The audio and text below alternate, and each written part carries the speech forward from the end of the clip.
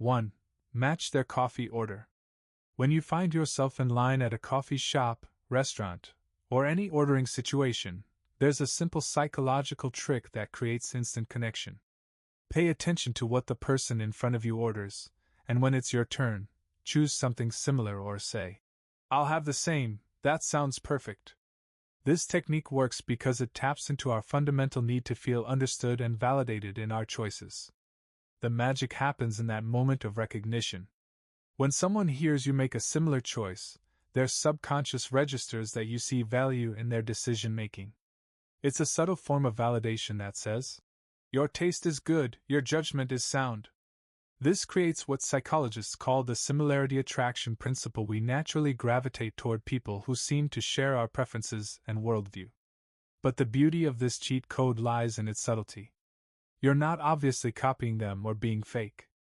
You're simply allowing their good judgment to influence your choice, which is actually quite natural and authentic. Maybe they did choose something that looks appealing. Perhaps their confidence in ordering sparked your interest in trying something new. The connection created is immediate and subconscious. They feel a small surge of validation for their choice, and you're suddenly categorized as someone with similar taste and judgment. This tiny moment of alignment can be the foundation for easier conversation, increased trust, or simply a more pleasant interaction with a stranger. This technique works equally well in restaurants, bookstores, or any situation where choices are being made publicly. The key is sincerity. You're not manipulating, you're connecting through shared appreciation of good choices. 2. Copy their sitting style. Human beings are wired to feel comfortable around people who move and position themselves similarly. This phenomenon, called mirroring, happens naturally when people like each other, but you can use it intentionally to create that sense of comfort and connection from the very beginning of an interaction. When you enter a room and see someone leaning back casually in their chair, try settling into a similar relaxed posture. If they're sitting forward with focused attention, match that engaged position. If they have their arms crossed, you might cross yours as well, but wait a moment first. Immediate mirroring can feel obvious and artificial. The power of this technique lies in how it speaks to our subconscious mind. When someone's body language matches ours, our brain interprets this as a sign that they're on our wavelength, that they understand us, that they're safe and similar to us. It's an ancient survival mechanism. People who moved like us were likely part of our tribe, while different movement patterns might signal outsiders or potential threats. But mirroring is an art, not a science. The goal isn't to become someone's shadow or to copy every gesture. Instead, you're tuning into their energy and comfort level. If they're relaxed, you can be relaxed. If they're formal and upright, matching that shows respect for the tone they've set. If they're casual and loose, you can mirror that approachability. The beautiful thing about postural mirroring is that it often creates a positive feedback loop. As you mirror their comfort level, they feel more at ease, which makes them more open and relaxed, which allows you to be even more comfortable, creating an upward spiral of mutual ease and connection. 3. Ask about their weekend plans. Friday afternoons hold a special kind of magic in our work culture. There's an anticipation in the air, a collective exhale as people prepare to transition from work mode to personal time. Instead of the standard, "How's your day going?" which often elicits tired or stressed responses, try asking, "Any fun weekend plans?" and watch how instantly the energy shifts. This question works because it redirects attention from current stress or fatigue toward future pleasure and anticipation. When people think about their weekend plans, their posture changes, their voice brightens, their energy lifts. You're essentially giving them permission to mentally step into their personal time while still in a professional setting. The genius of this question is in its framing. By asking about fun plans specifically, you're inviting them to share the parts of their weekend they're most excited about. You're not asking about chores or obligations, you're asking about joy and pleasure. This immediately positions you as someone who cares about their happiness and personal fulfillment, not just their productivity. Even if their weekend plans are simple sleeping in, reading a book, spending time with family, the act of sharing these personal details creates intimacy and connection.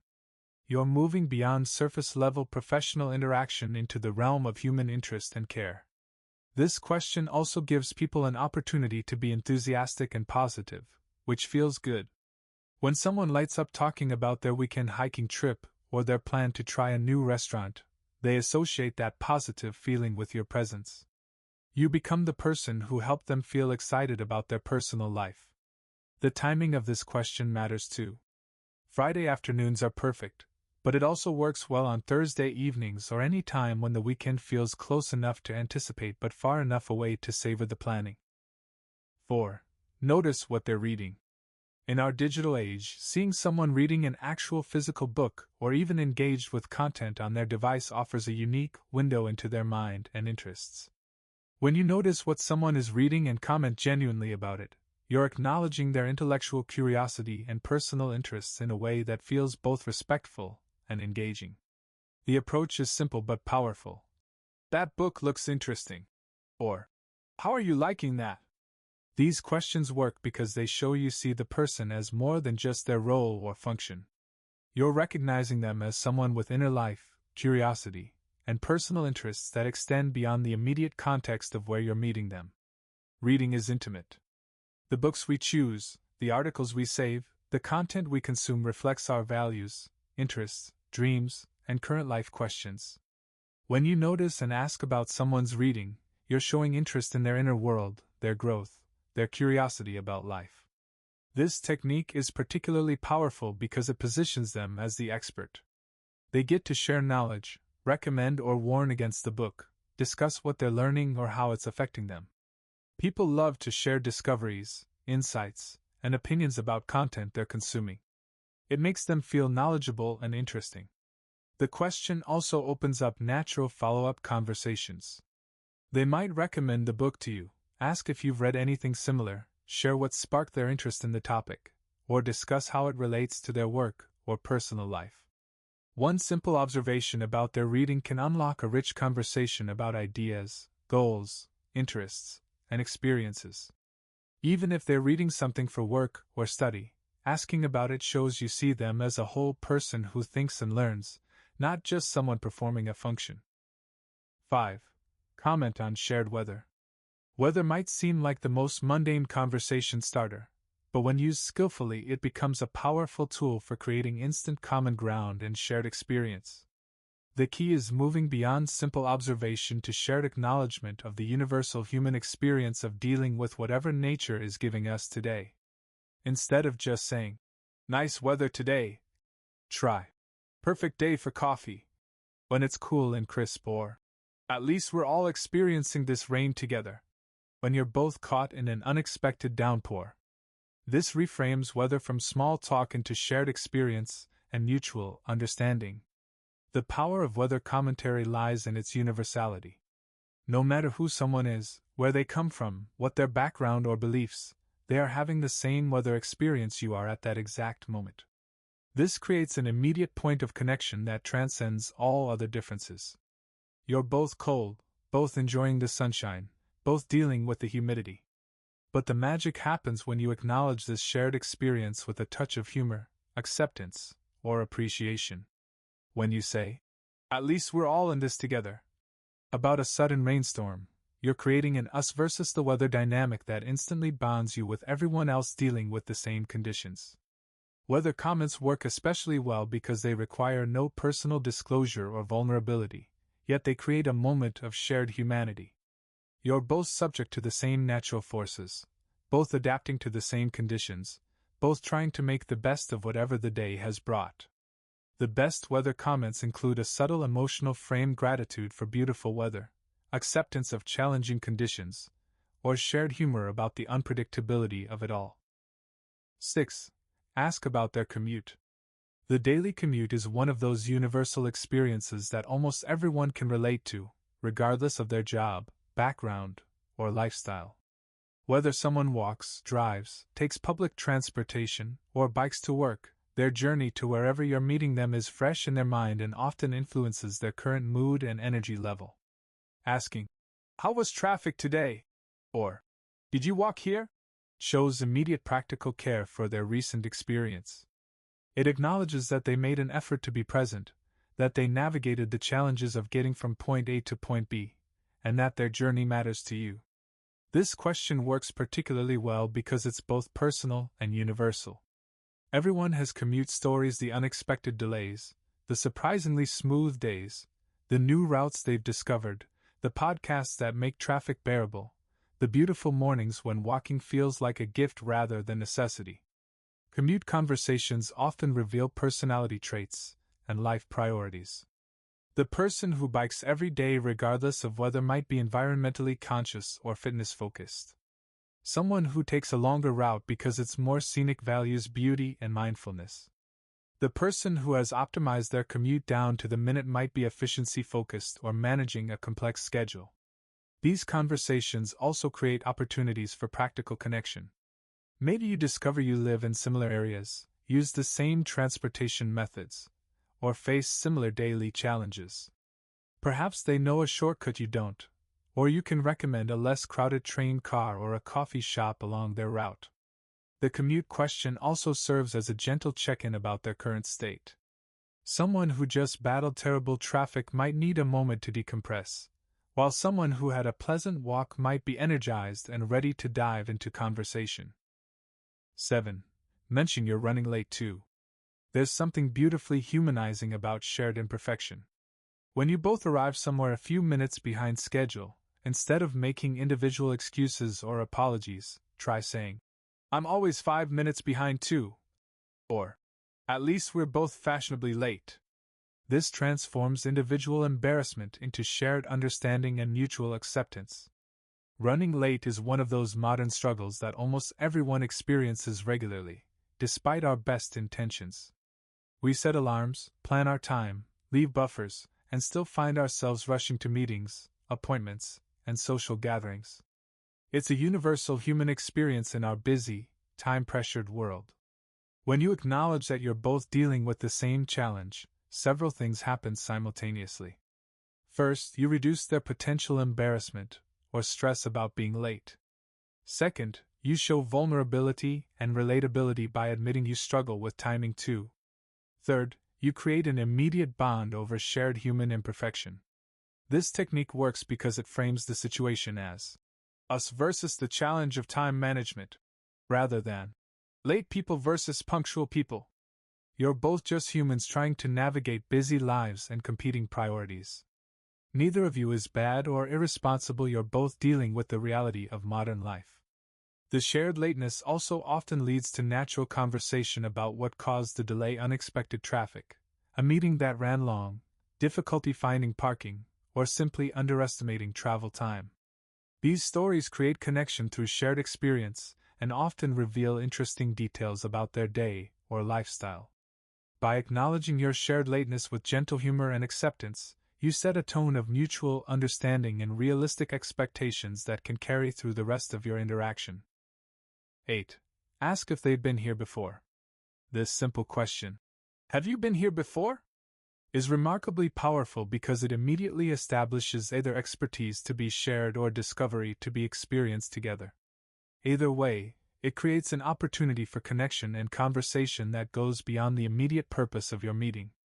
If they're a regular, you've just positioned them as the local expert. People love sharing their knowledge about places they know well.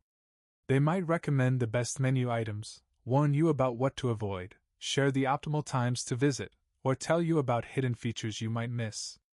This expertise sharing makes them feel valuable and knowledgeable while helping you navigate the space more effectively. If it's their first time too, you've created a shared experience of discovery. You're both newcomers figuring things out together, which can be bonding and fun. You might explore the menu together, comment on the atmosphere, or help each other navigate unfamiliar systems or layouts. This question also shows genuine interest in their experience and comfort level. You're not just focused on your own agenda, you care about whether they feel oriented and comfortable in the space. This consideration makes them feel seen and cared for. The answers often lead to interesting stories. Maybe they used to come here years ago and are returning after a long absence. Perhaps a friend recommended it, or they chose it for specific reasons. Maybe they're systematically trying all the coffee shops in the neighborhood or exploring places within walking distance of their new office. Even the physical spaces we choose to inhabit say something about our preferences, values, and lifestyle, so asking about their familiarity with a place opens up natural conversations about taste, habits, and experiences. 9. Share your phone battery anxiety. In our hyperconnected world, few things create more universal anxiety than a dying phone battery. When you mention, "My phone's at 12% and I forgot my charger," you're tapping into one of the most relatable modern struggles that transcends age, background, and lifestyle differences. This shared vulnerability works because it's simultaneously trivial and genuinely stressful. We all know intellectually that humans survived perfectly well without smartphones for millennia, yet the prospect of being unreachable, unable to navigate, or disconnected from information creates real anxiety for most people today.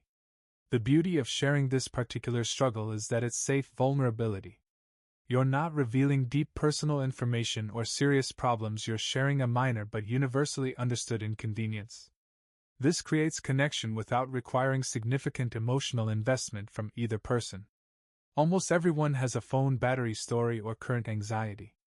They might immediately offer to share their charger, recommend where you can plug in, share their own battery percentage in solidarity, or launch into a story about the time their phone died at the worst possible moment. This shared experience often leads to conversations about our relationship with technology, backup plans, or funny disasters caused by dead batteries. The phone battery confession also often reveals resourcefulness and planning styles. Some people always carry portable chargers, others have mapped out every charging station in their regular locations, and some live dangerously with perpetually low batteries. These details create interesting glimpses into personality and lifestyle approaches. This modern anxiety also serves as a gentle reminder of our shared humanity and dependence on technology, creating a moment of connection over our collective adaptation to digital life. 10. Ask about their favorite local spot. The question, "What's your go-to place around here?"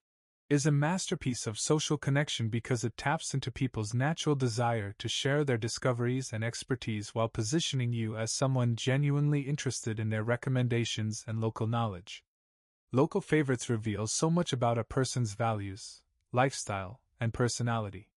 Their go-to coffee shop might be chosen for the excellent Wi-Fi and quiet atmosphere, suggesting someone who works remotely or values productivity. A favorite restaurant might be selected for its authentic cuisine, indicating cultural interests or adventurous eating. A preferred park or walking route reveals appreciation for nature and exercise habits. When you ask this question, you're acknowledging them as someone with valuable local knowledge worth seeking. This feels good, it positions them as helpful and knowledgeable while showing you value their judgment and experience. Everyone likes feeling like they have useful information to share. The answers often come with stories that reveal personality and priorities. They might explain how they discovered the place, what makes it special compared to alternatives, who introduced them to it, or how it fits into their daily routine. These stories create connection through shared understanding of what makes places special. This question also demonstrates your interest in truly experiencing the area rather than just passing through. You're showing that you value local insight over generic recommendations, which suggests you appreciate authenticity and community knowledge. The follow-up conversations naturally flow into discussions about lifestyle, work patterns, food preferences, or activity interests, all stemming from their recommendation and the story behind it. 11. Notice their bag or accessories. The bags we carry and accessories we choose are deeply personal expressions of our style, values, and practical needs. When you genuinely compliment someone's bag, watch, jewelry, or other accessories with something like, "That's a great bag," or "Cool watch," you're acknowledging their self-expression and personal choices in a way that feels both respectful and connecting. Unlike complimenting physical features someone was born with, commenting on chosen accessories celebrates their taste, decisions, and self-expression. These items often have stories. Maybe the bag was a graduation gift, the watch belonged to a grandparent, or the scarf was found at a small shop during travels. People enjoy sharing these stories because they reveal personal history and meaningful connections. Accessories also often serve specific purposes that reflect lifestyle and priorities. A well-organized messenger bag might belong to someone who bikes to work. A vintage purse might indicate someone who values unique finds and sustainability. A fitness tracker suggests health-conscious habits, or a particular style of jewelry might reflect cultural background or personal aesthetics.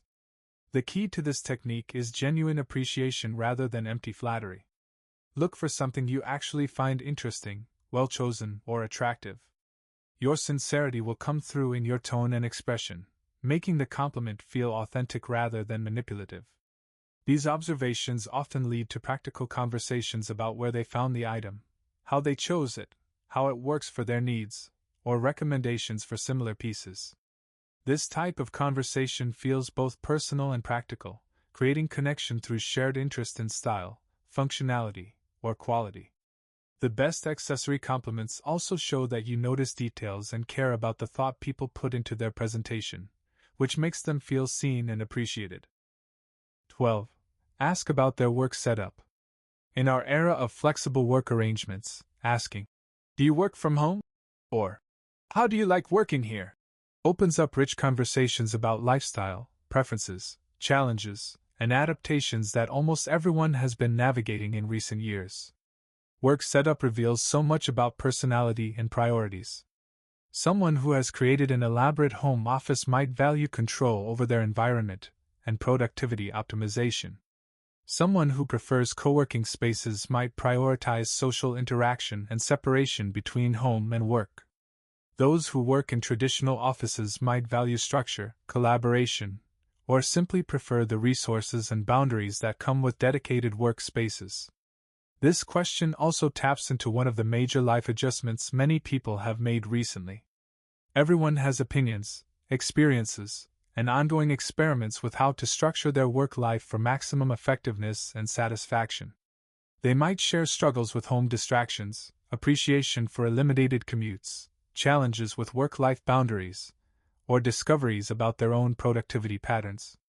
The conversation often reveals creative solutions and personal insights.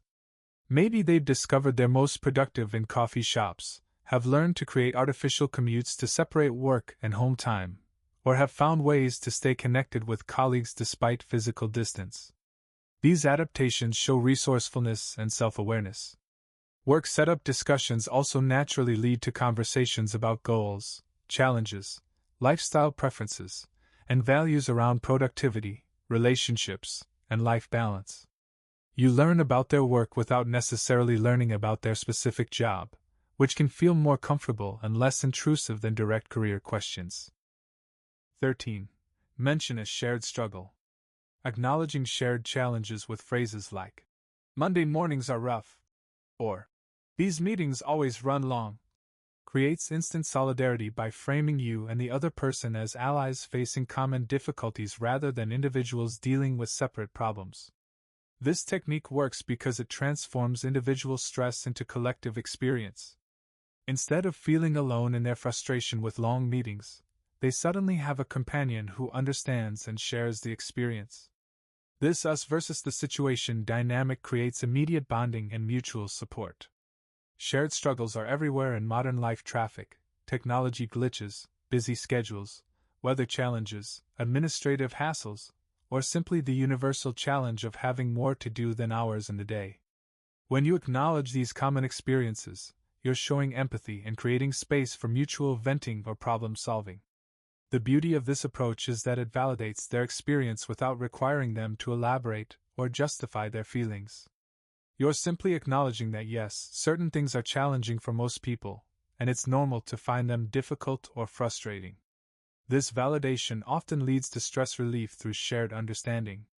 When someone feels like their struggles are recognized and normal, the emotional charge around the difficulty often decreases.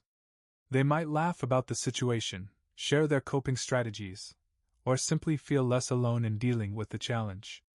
Mentioning shared struggles also shows emotional intelligence and awareness of common human experiences.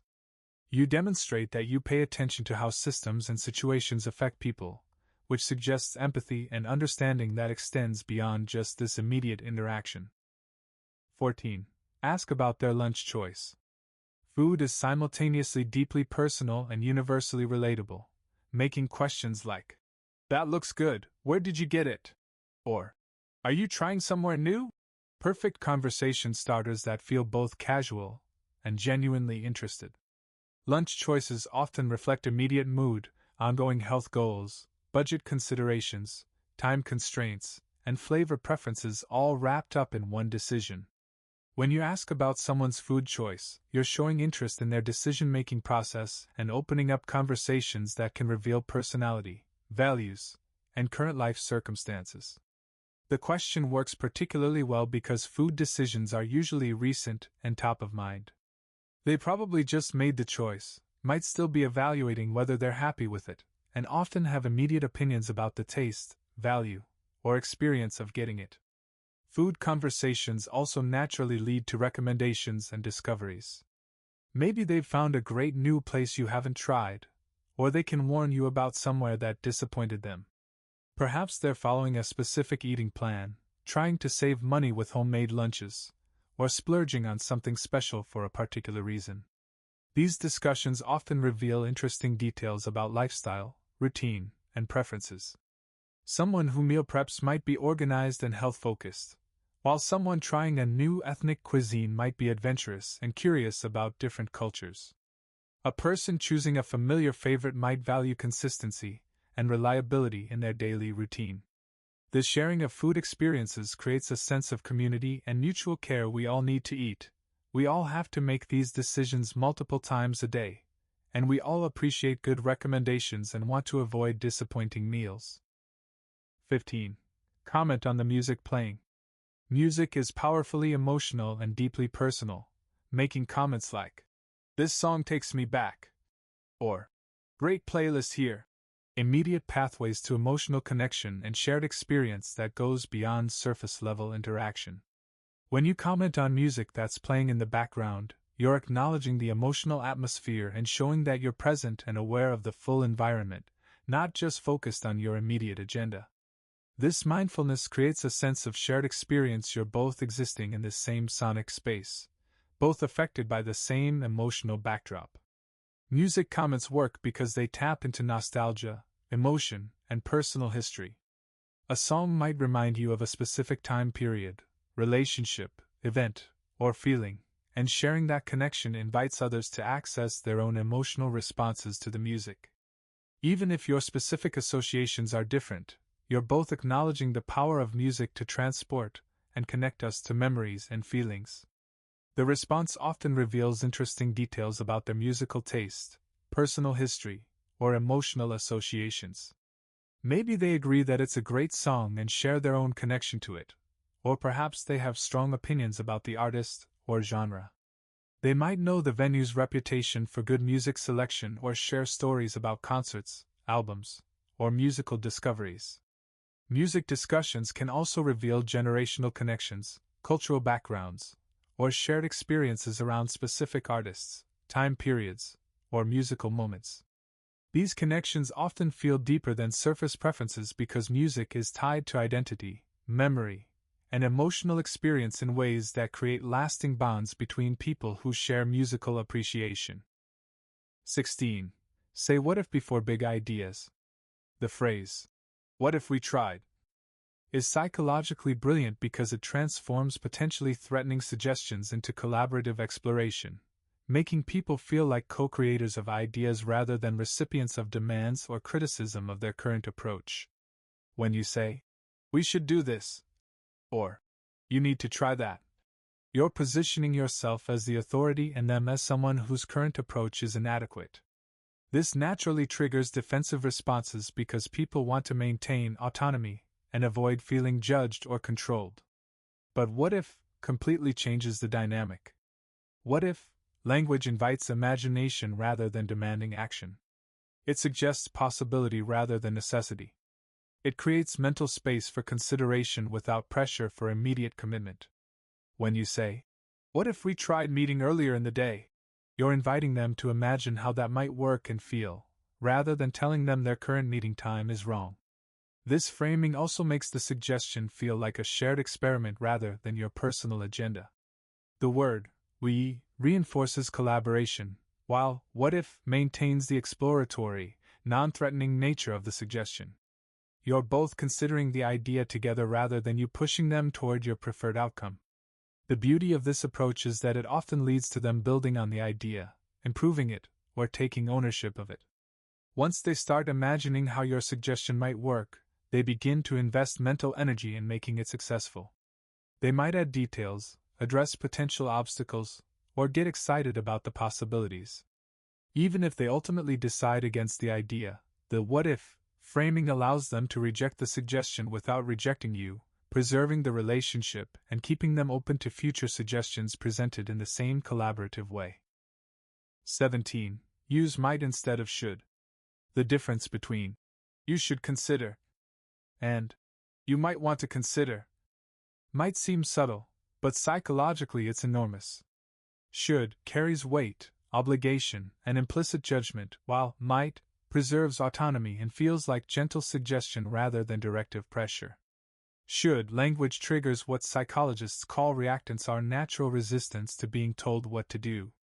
When someone says you should do something, part of your brain immediately starts generating reasons why you shouldn't, or why your current approach is perfectly fine, or why this person doesn't understand your situation well enough to make such definitive statements. Might language respects their decision-making authority while offering information for their consideration.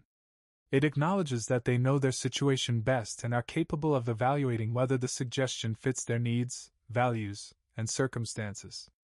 This respect for their autonomy makes them much more likely to actually consider the suggestion seriously. The word might also implies possibility rather than certainty, which feels less threatening. It suggests that this could be one option among many, rather than the obviously correct choice that any reasonable person would make. This humility makes the suggestion feel more trustworthy because it doesn't claim to have all the answers. Using might also allows for graceful rejection. If they decide the suggestion isn't right for them, they're not rejecting your authoritative judgment, they're simply choosing a different possibility from among legitimate options. This preserves your relationship and keeps them open to future suggestions. The softer language also often leads to more thoughtful consideration. When people don't feel pressured, they can engage with ideas more openly and creatively, sometimes building on your suggestion in ways that make it even better than your original idea. 18. Start with I'm curious. Beginning suggestions or questions with I'm curious about your thoughts on completely transforms the dynamic from potential confrontation or pressure into genuine inquiry and collaborative exploration that honors their expertise and perspective. I'm curious. Language immediately establishes your humility and their importance. You're not presenting yourself as having all the answers or pushing your agenda. Instead, you're acknowledging that they have valuable insights, experiences, or perspectives that could enhance your understanding of the situation. This framing also makes it safe for them to share honest thoughts, including disagreement or concerns. When someone says they're curious about your thoughts, you feel invited to share your real perspective rather than feeling like you need to agree or be diplomatic. This often leads to much richer, more honest conversations. The curiosity approach also shows respect for their thinking process and expertise. You're not assuming you know what they should do or think you're genuinely interested in learning how they see the situation, what factors they're considering, or what experiences have shaped their current approach. This technique is particularly powerful when you disagree with someone or want to challenge their thinking. Instead of arguing or presenting counter-evidence, you can say, I'm curious about how you see the risks in that approach.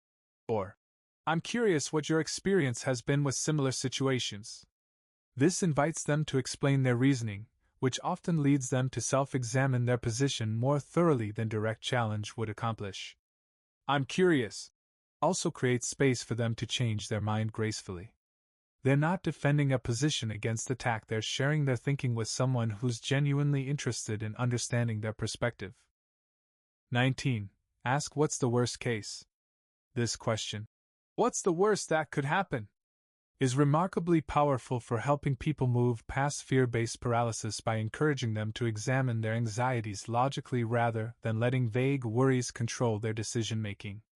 Most of our fears exist in the realm of imagination, where they can grow larger and more threatening than reality warrants.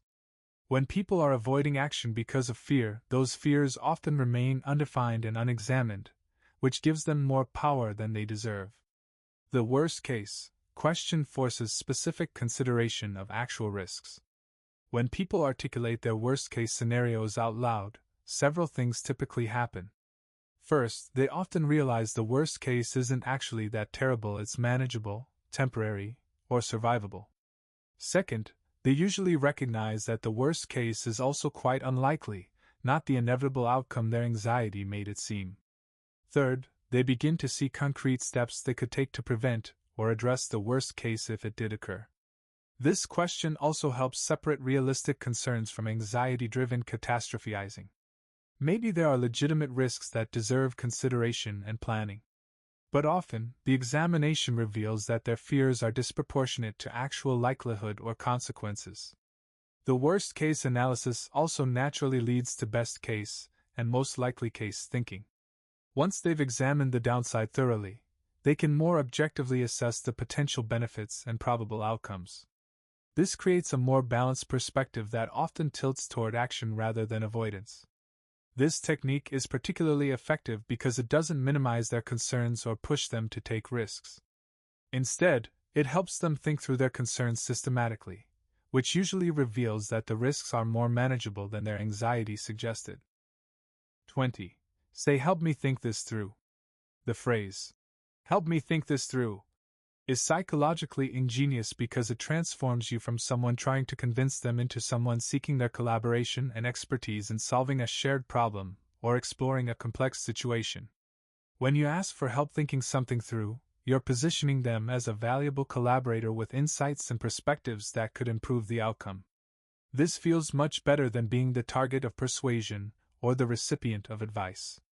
They become an active participant in the thinking process rather than a passive recipient of your conclusions. This framing also removes the pressure of being right or wrong. They're not evaluating your idea to accept or reject it, they're helping you develop and refine thinking around a complex issue. This collaborative stance makes them much more likely to engage openly and honestly with the ideas involved. The request for help also appeals to most people's desire to be useful and valued. When someone asks for our help thinking through a problem, we typically feel honored by their trust in our judgment and interested in contributing to a good outcome. This positive feeling carries over to the ideas being discussed. "Help me think this through" also acknowledges that complex issues benefit from multiple perspectives. You're not claiming to have everything figured out, you're recognizing that their experience, knowledge, or viewpoint could reveal important considerations you might have missed. This approach often leads to them becoming genuinely invested in finding a good solution because they've contributed to developing it. Ideas that emerge from collaborative thinking feel like shared ownership rather than someone else's agenda, making implementation much more likely and enthusiastic. 21. Use most smart people do this. Appealing to intelligence and social proof with phrases like, "Most smart people I know do this," or "The sharpest people tend to," taps into our fundamental desires to be seen as intelligent and to align ourselves with successful, respected individuals.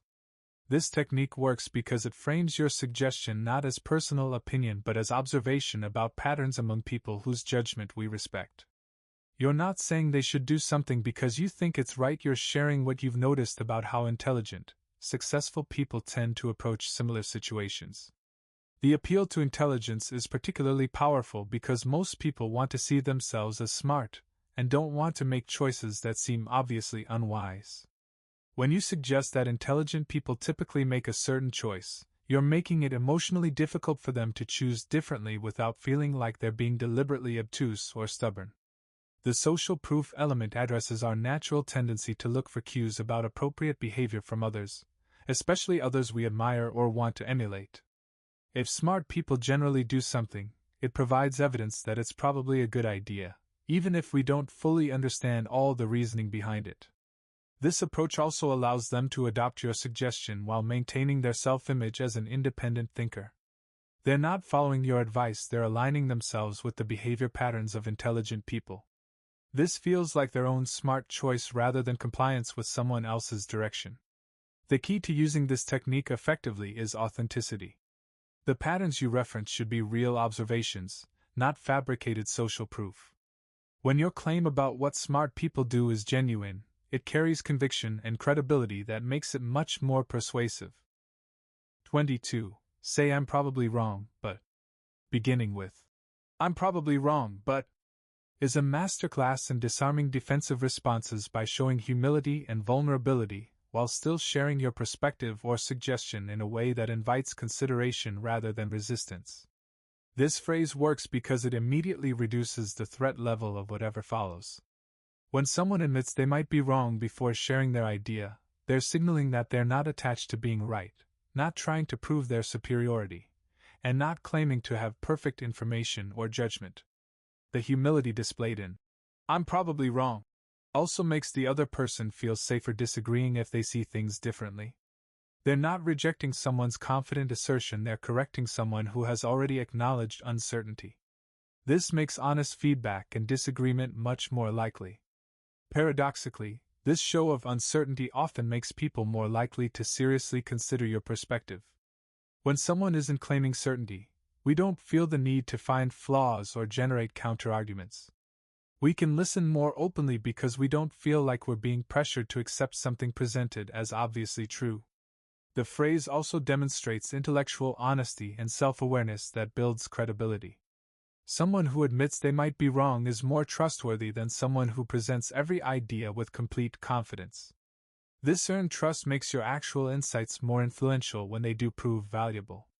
I'm probably wrong, but also creates space for collaborative refinement of ideas. When you present a suggestion as potentially flawed, it invites others to improve it, build on it, or help you see angles you might have missed.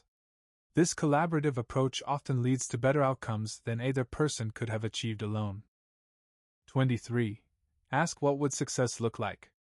This question is powerfully motivating because it shifts focus from problems, obstacles, and current limitations toward a clear, compelling vision of positive outcomes that helps people connect emotionally with the benefits of taking action or making changes. When people are stuck or resistant to change, they're often focused on the difficulties, risks, or effort required. Their mental energy is consumed by what could go wrong or what they'd have to give up. What would success look like? Redirects their attention toward what they could gain and how good it would feel to achieve their goals. Visualization is a powerful psychological tool.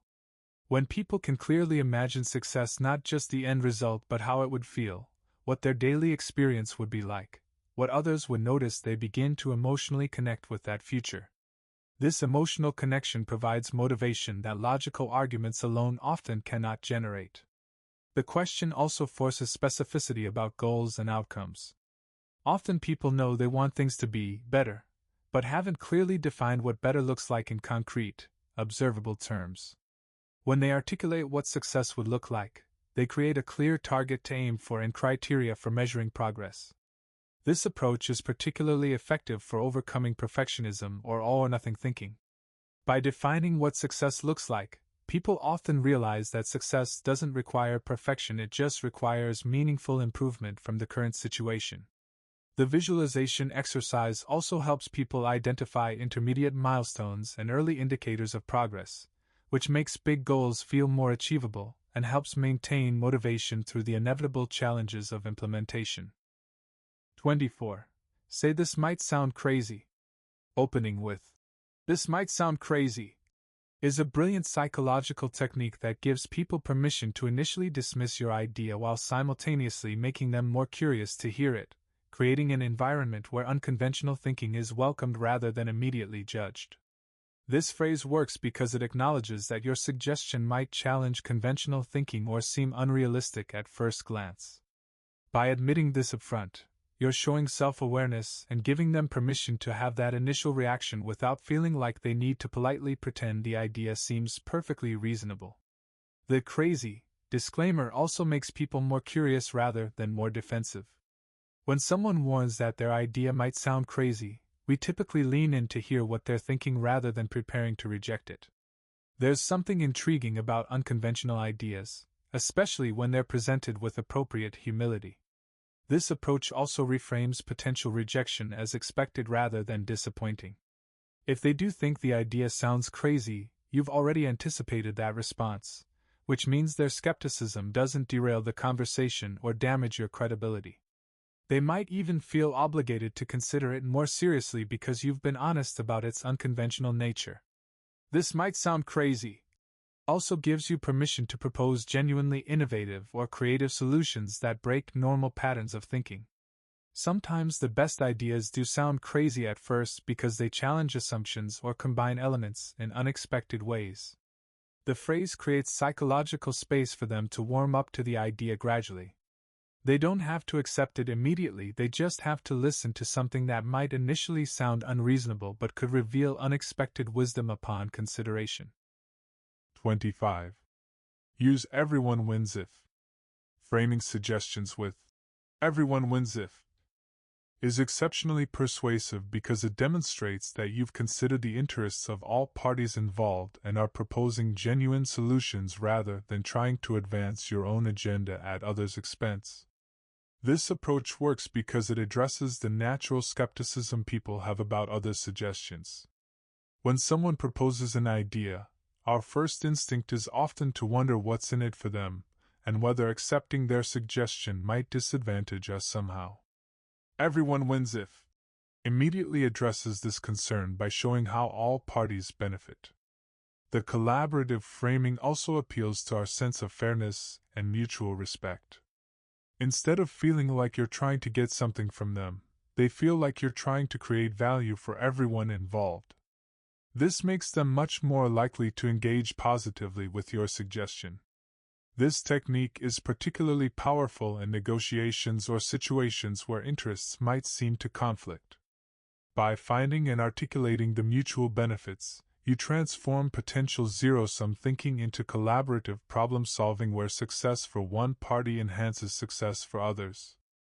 Everyone wins if also forces you to think more comprehensively about solutions.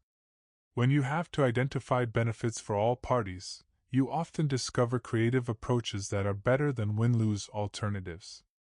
This deeper thinking typically results in more sustainable and satisfying outcomes. The phrase also makes implementation more likely because everyone involved has clear reasons to support the success of the approach. When people understand how they benefit from making something work, they're naturally more motivated to contribute to positive outcomes. 26. Say I trust your judgment. Expressing confidence in someone's decision-making ability with I trust your judgment is profoundly empowering because it honors their autonomy while showing respect for their wisdom and experience, creating conditions where they often make decisions that align with your hopes anyway.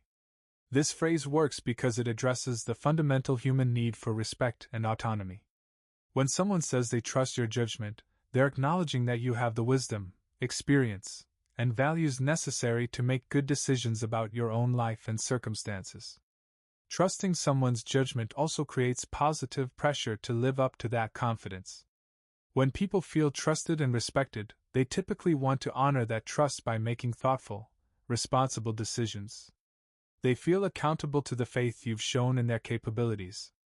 This approach is particularly effective when you want to influence someone but recognize that direct persuasion might backfire.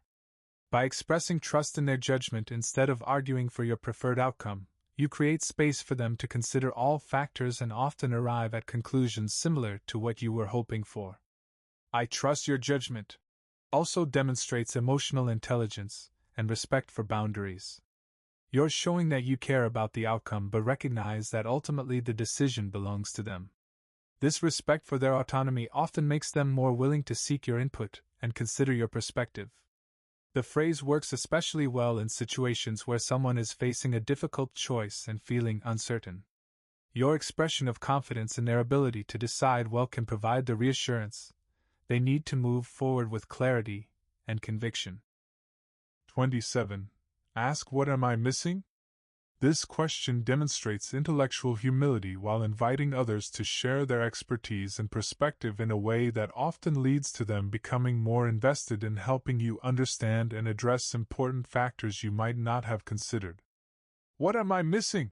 Works because it positions the other person as having valuable insights that could improve your understanding or approach. Instead of presenting your perspective as complete and asking for their agreement, you're acknowledging that their experience and knowledge might reveal important blind spots in your thinking. This humility is disarming and appealing. When someone admits they might be missing important information or perspectives, it makes them seem trustworthy and intelligent rather than arrogant or presumptuous. People want to help someone who shows this kind of self-awareness and openness to learning. The question also invites genuine collaboration rather than polite agreement. When you ask what you're missing, you're seeking their authentic assessment of the situation, including any concerns, alternative approaches, or additional factors they think deserve consideration. This approach often leads to much richer conversations than more closed-ended questions. Instead of asking whether they agree with your analysis, you're asking them to actively contribute to developing a more complete understanding of the situation. What am I missing? Also makes it safe for them to disagree with you or raise concerns about your approach. They're not rejecting your thinking, they're helping you see additional considerations that could make your thinking even better. 28. So you're right about that.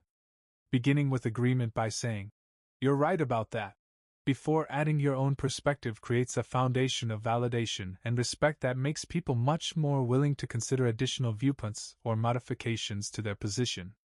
This technique works because it honors their thinking and shows that you're genuinely listening rather than just waiting for your turn to speak. When someone feels heard and validated, they're much more open to hearing alternative perspectives because they don't feel like they need to defend their position. Starting with agreement also establishes common ground that makes disagreement feel less threatening. You're not opposing their view, you're building on shared understanding to develop a more complete picture that incorporates both of your insights. "You're right about that" also demonstrates intellectual honesty and fairness. You're acknowledging the validity of their points rather than dismissing them or looking only for flaws. This fairness makes them more likely to extend the same consideration to your perspectives. This approach is particularly powerful in heated or contentious discussions.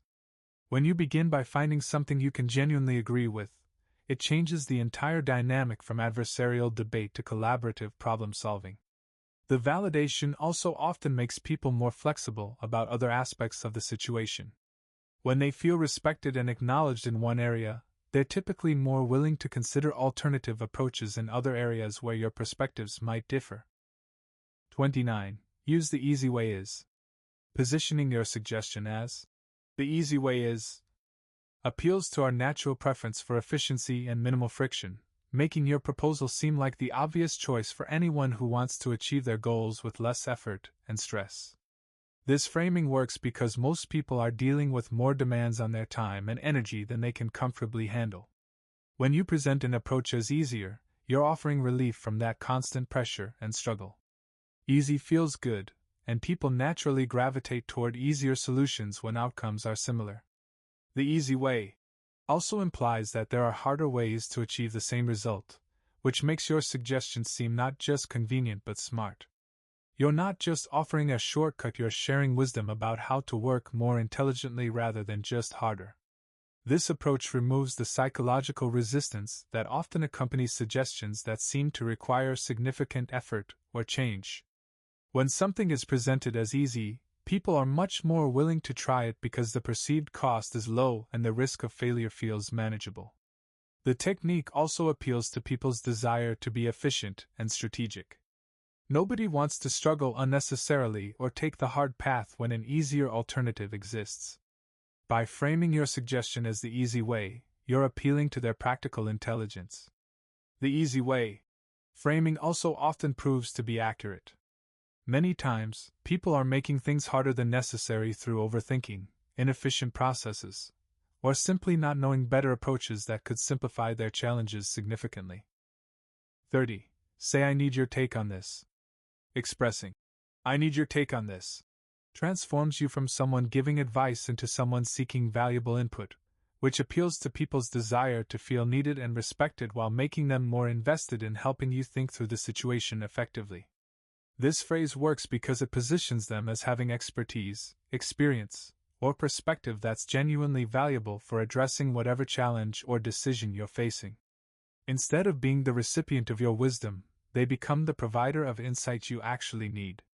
"I need your take" also creates a sense of importance and urgency around their input.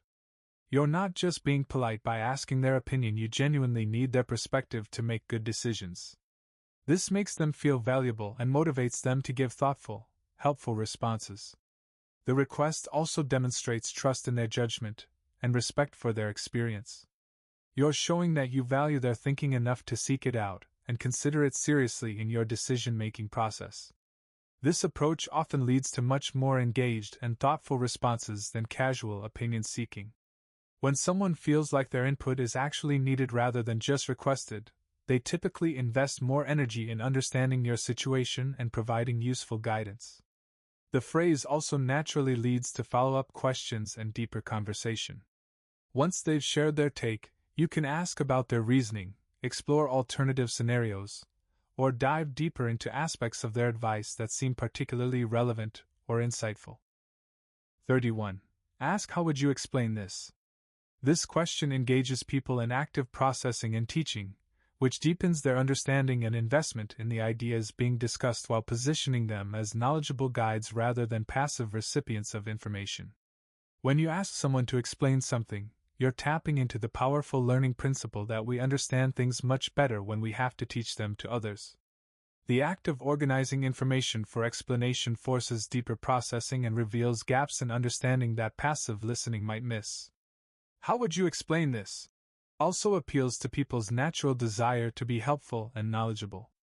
Most people enjoy sharing their understanding and helping others learn, especially when they feel confident about their grasp of the material. This technique is particularly effective for building buy-in and commitment. When people have to explain something in their own words, they begin to own the ideas more fully. The concepts become their explanations, not just something they heard from someone else. The question also reveals how well they actually understand whatever is being discussed. Sometimes people think they understand something until they try to explain it to others.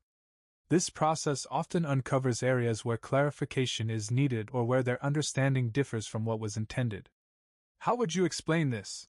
also naturally leads to adaptation and improvement of ideas. When people explain concepts in their own words, they often find clearer ways to express them or identify aspects that could be refined or adjusted to be more effective. 32. Say, "This changes everything."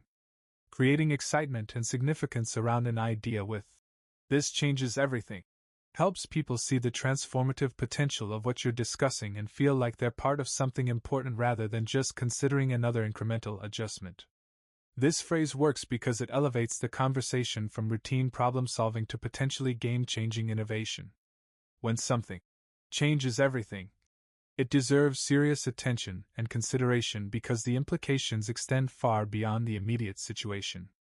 "This changes everything" also creates emotional engagement with ideas that might otherwise seem purely logical or practical. The phrase suggests that accepting this perspective or approach could fundamentally improve their situation in ways that go beyond the obvious immediate benefits. The language also appeals to people's desire to be part of significant developments rather than just incremental improvements. Everyone wants to identify breakthrough moments and be early adopters of approaches that prove transformative. This framing can help overcome resistance to change by recontextualizing what you're suggesting.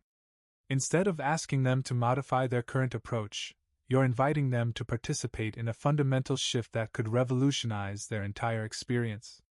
The key to using this phrase effectively is ensuring that the change you're describing truly is significant rather than just routine improvement presented with inflated language. When the impact really is transformative, this phrase helps people recognize and embrace that potential. 33. Use "the smart move is."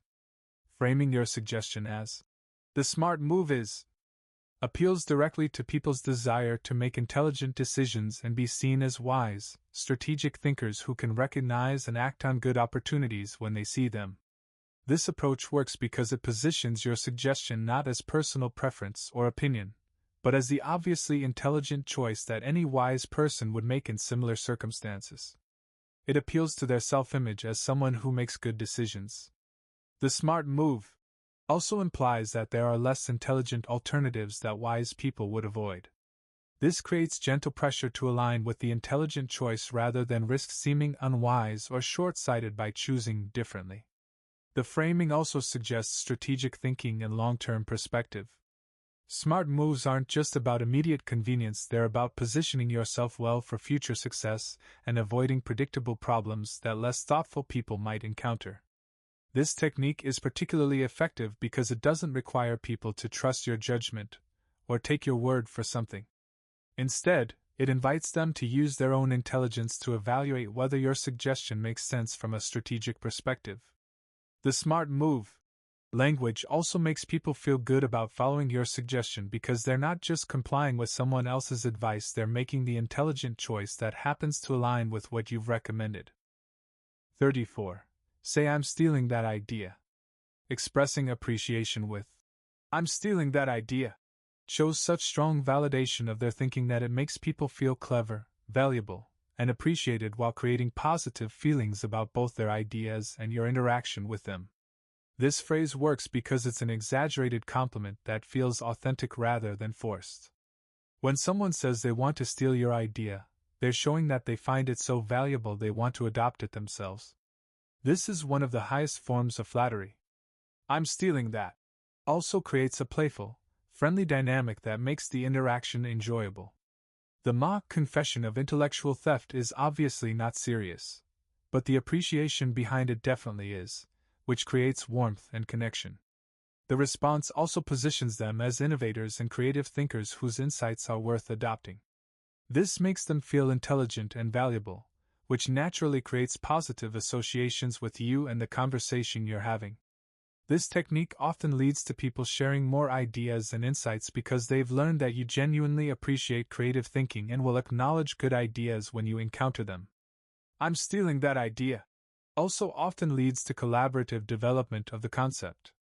Once you've expressed strong appreciation for their thinking, they often become excited about exploring the idea further and working together to refine or implement it. 35. Ask what's your gut feeling. This question taps into intuitive wisdom that often contains valuable information beyond purely logical analysis, while showing respect for their emotional intelligence and subconscious processing of complex situations.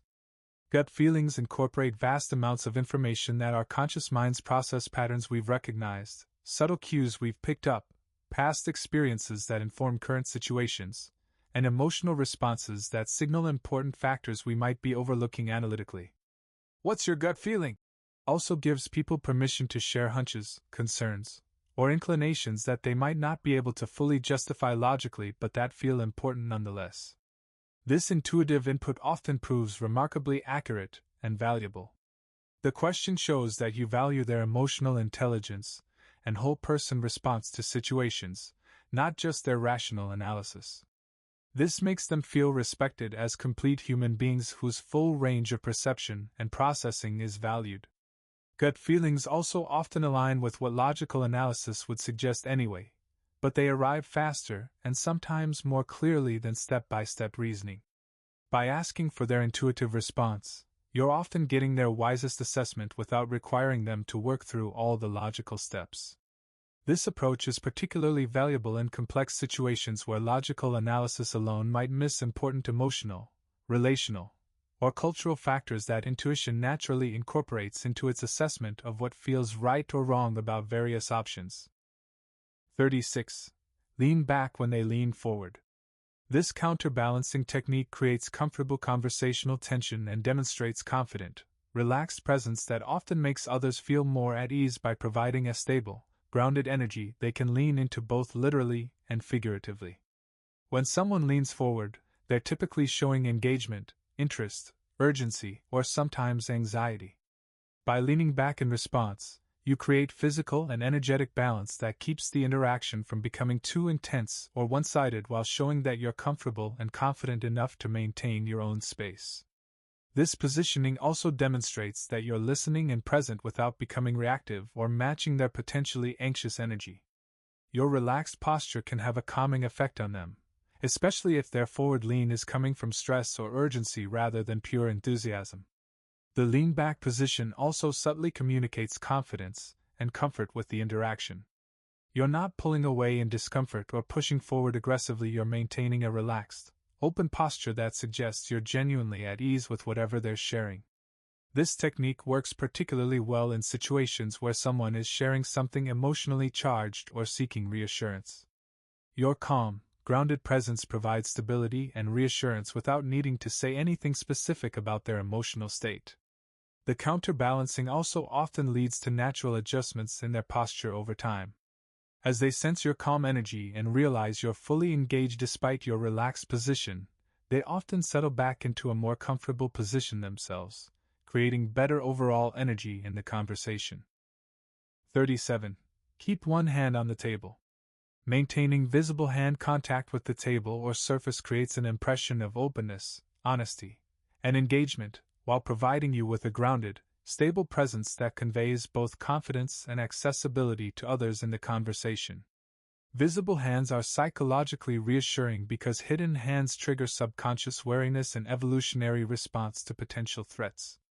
When your hands are visible and relaxed, others' nervous systems can relax too, creating better conditions for open communication and connection.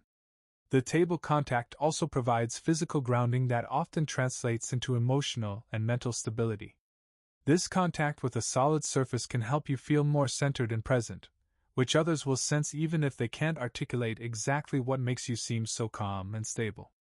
A relaxed hand on the table also signals engagement without aggression. You're present and attentive, but not tense or threatening. This balance makes others feel comfortable approaching you with questions, concerns, or ideas they might hesitate to share with someone who seemed either disengaged or too intense. This positioning also makes natural gesturing easier and more graceful. When one hand is already in a comfortable position, you can gesture naturally with the other without seeming overly animated or creating distracting movement. The visible, relaxed hand also serves as a subtle indicator of your emotional state. When you maintain calm, open hand positioning, it both reflects and reinforces your internal sense of ease and confidence, creating a positive feedback loop between your physical presence and mental state. 38. Cross your arms after they do. Strategic mirroring of defensive postures shows that you can match their comfort level and energy rather than trying to force openness before they're ready, which often creates better rapport than maintaining aggressively open body language that contrasts with their protective stance. When someone crosses their arms, they're usually feeling defensive, cold, or simply comfortable in that position. If you maintain wide open body language while they're in a protective stance, it can create uncomfortable contrast that makes them feel even more guarded or judged for their posture. By matching their crossed arm position, you show that you can meet them where they are energetically rather than demanding that they match your openness level. This creates a sense of understanding and acceptance that often helps them feel more comfortable over time. The mirroring also demonstrates social awareness and adaptability. You're reading their comfort level and adjusting your own presentation accordingly, which shows emotional intelligence and respect for their current state rather than pushing your own agenda for how the interaction should feel. This technique works particularly well as a temporary bridge to more open positions. Once you've matched their defensive posture and they sense your acceptance of their comfort level, they often begin to relax and open up, at which point you can gradually mirror that increased openness as well. The key is timing and authenticity. The arm crossing should feel natural rather than obviously imitative, and you should be genuinely comfortable in that position rather than forcing it for manipulative purposes. 39. Tilt your head when listening. Head tilting is a universal signal of interest, attention, and thoughtful consideration that shows you're actively processing what someone is saying rather than just waiting for your turn to speak, which makes people feel heard and valued. This slight head tilt activates mirror neurons in others that recognize engaged listening. When people see this attentive posture, they subconsciously register that you're truly focused on understanding their perspective rather than formulating your response or judging what they're saying. The head tilt also conveys curiosity and openness to learning something new. It suggests that you find their perspective interesting enough to consider carefully, which makes people feel appreciated for their insights and more willing to share their thoughts openly. This posture also naturally slows down your response time, which often leads to better listening and more thoughtful replies. The physical position encourages mental processing time that results in more meaningful engagement with what they've shared. The tilted head position is also naturally disarming and non-threatening. It shows vulnerability and receptivity rather than dominance or challenge, which helps others feel safe sharing concerns, ideas, or feelings they might otherwise keep to themselves. This listening posture often encourages people to share more and go deeper because they sense genuine interest and attention. When someone feels truly heard, they typically become more thoughtful and authentic in their communication, leading to richer conversations. 40. Touch your face while thinking. Thoughtful face-touching gestures communicate that you're taking someone's words seriously and giving them careful consideration rather than responding automatically, which shows respect for their input and often leads to more meaningful dialogue. When you touch your chin, rest your cheek on your hand, or make other contemplative face-touching gestures, you're physically demonstrating the mental work of processing and considering what they've shared. This visible thinking creates appreciation for the complexity of their ideas. These gestures also naturally slow down the pace of conversation in positive ways. Instead of rapid back-and-forth exchange, the thoughtful pauses create space for deeper consideration and more meaningful responses that address the substance of what they've shared. Face-touching while thinking also shows vulnerability and humanity.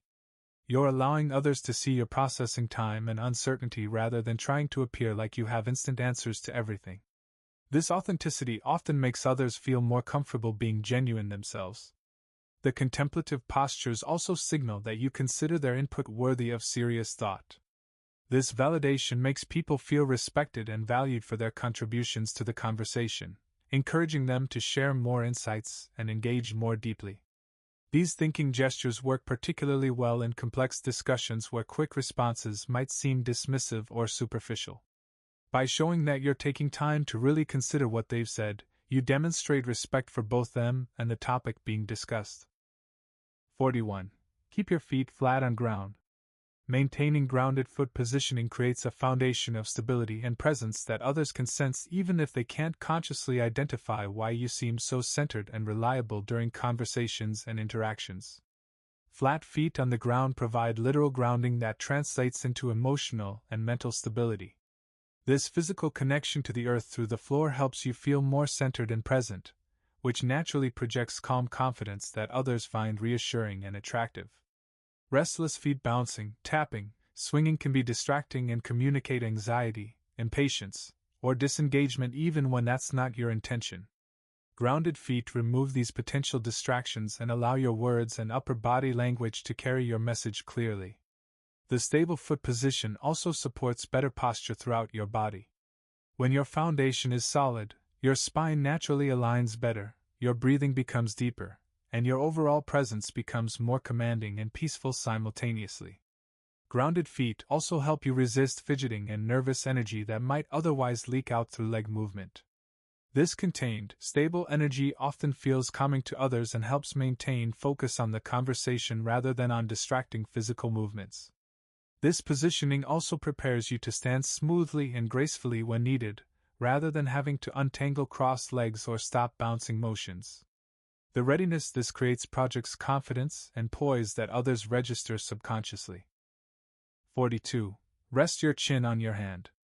The classic thinking pose of chin on hand creates an immediate visual signal that you're giving serious consideration to what's being discussed, which makes others feel respected and heard while encouraging deeper, more thoughtful conversation. This contemplative posture is universally recognized as indicating deep thought and careful consideration. When people see you in this position, they understand that you're taking their words seriously and processing them thoughtfully rather than just going through the motions of conversation. The chin-on-hand position also naturally slows down your response time, which often leads to more meaningful replies. The physical posture encourages mental processing that results in responses that address the substance and nuance of what's been shared. This thinking pose also creates an atmosphere of intellectual respect and engagement.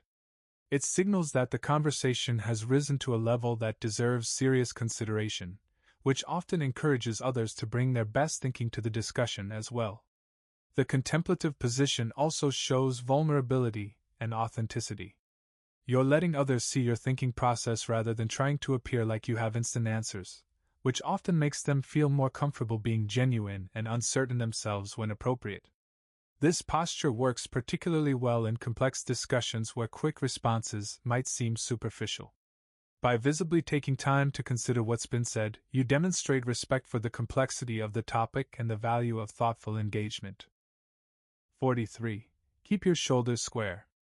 Open, squared shoulders project confidence and presence while creating an approachable, non-defensive posture that invites engagement without seeming threatening or closed off to others' perspectives and input. Square shoulders communicate that you're fully present and engaged with whatever situation you're in. This posture suggests that you're comfortable taking up appropriate space and confident in your right to be part of the conversation or interaction. The open shoulder position also signals honesty and trustworthiness. When shoulders are pulled back and square rather than hunched forward or turned away, it creates an impression of straightforwardness and reliability that others find reassuring. This posture also supports better breathing and voice projection. When your shoulders are properly positioned, your chest opens, your breathing deepens, and your voice carries more authority and warmth, which enhances your overall communication effectiveness. Squared shoulders also prevent defensive body language that might signal discomfort, disagreement, or withdrawal. This open positioning helps maintain positive energy in interactions even when topics become challenging or complex. The confident shoulder position also often influences how others position themselves. When you maintain strong, open posture, others often mirror that confidence and openness, creating better overall energy and more productive interactions for everyone involved. 44. Breathe visibly when calm. Allowing others to see your deep, relaxed breathing when you're feeling centered helps regulate the overall energy of interactions while demonstrating the kind of calm presence that others often find contagious and reassuring. Visible calm breathing serves as a subtle form of co-regulation, where your nervous system helps stabilize others' nervous systems through proximity and mirroring.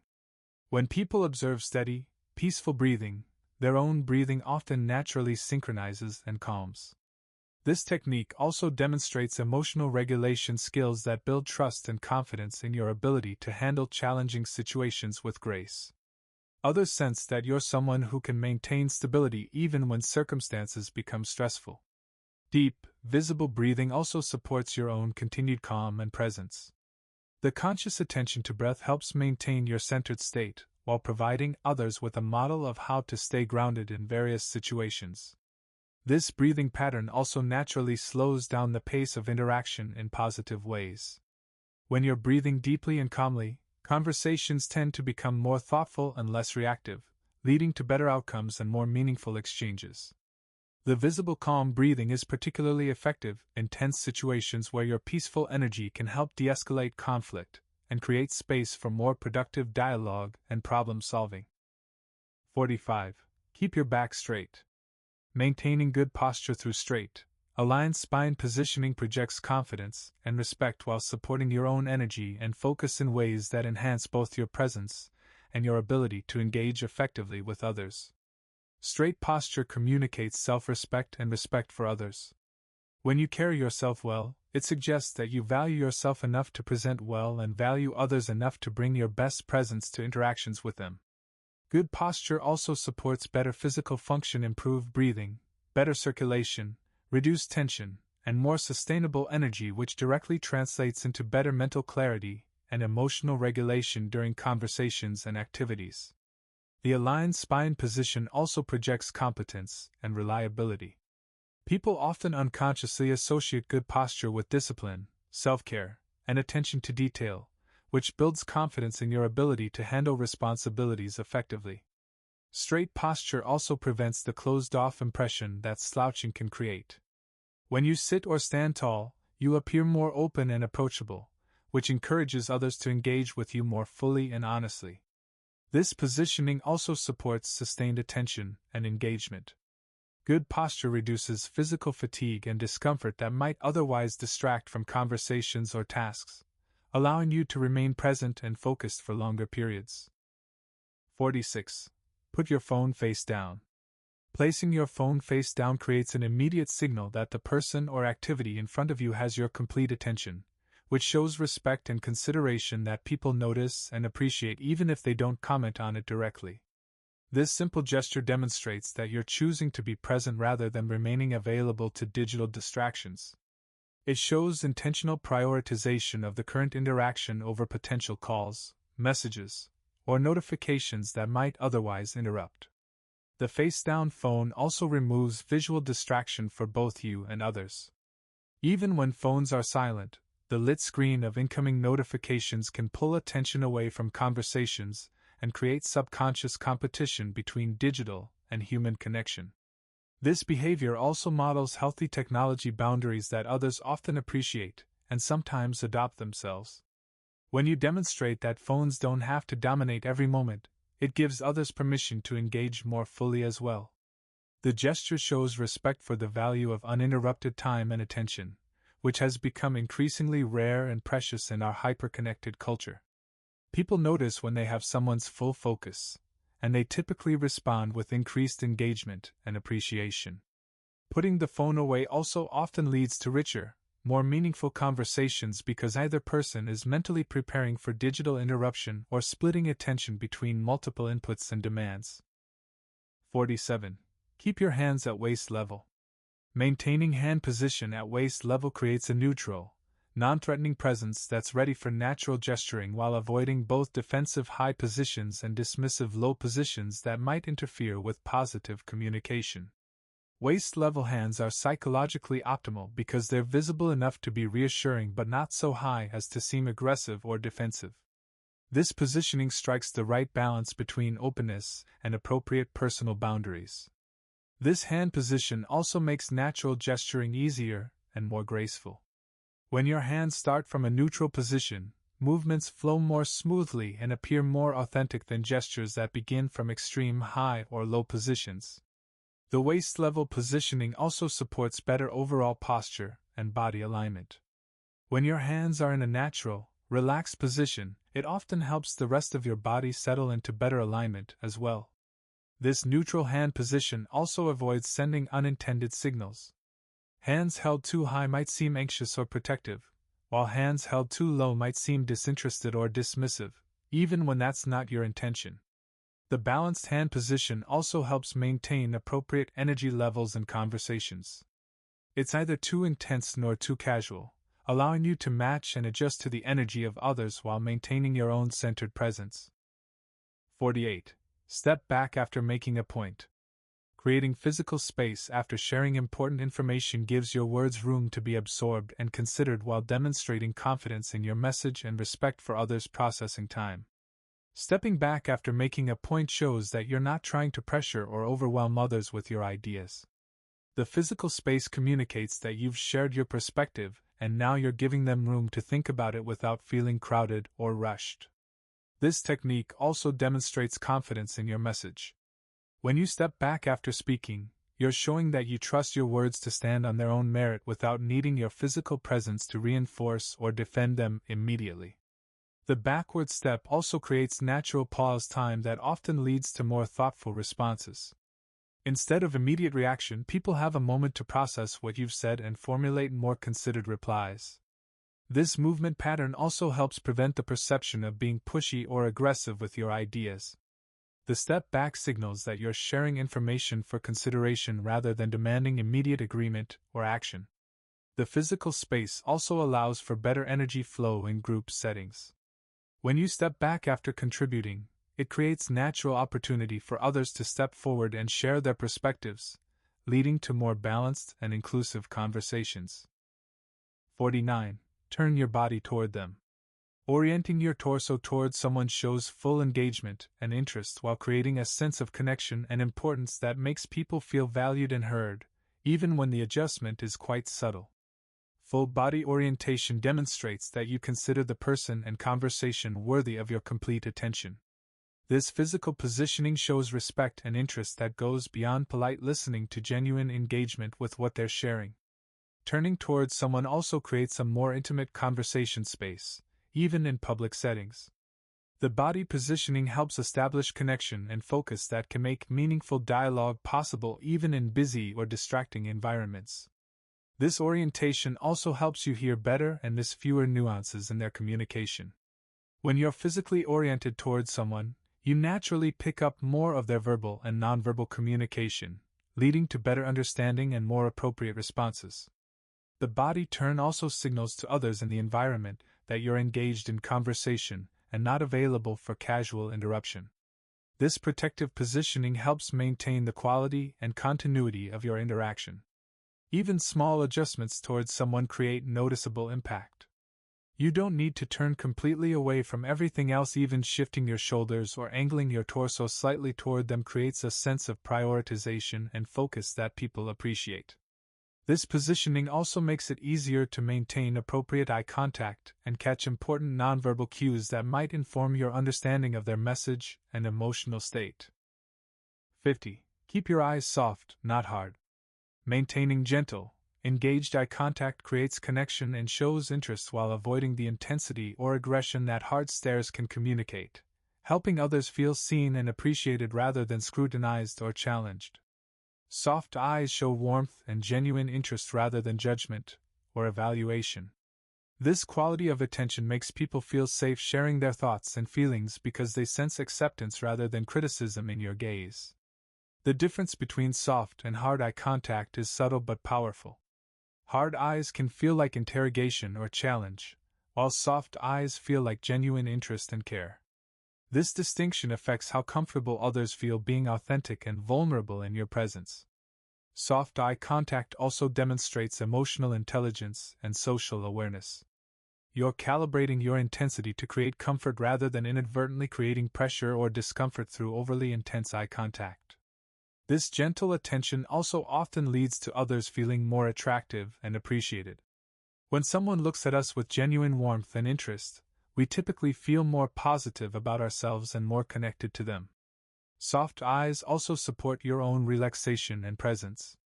When you soften your gaze, it often helps soften your entire energy, creating better conditions for authentic connection and meaningful conversation. The key is finding the balance between engaged attention and gentle warmth that makes others feel truly seen without feeling observed or evaluated in ways that might make them self-conscious or defensive.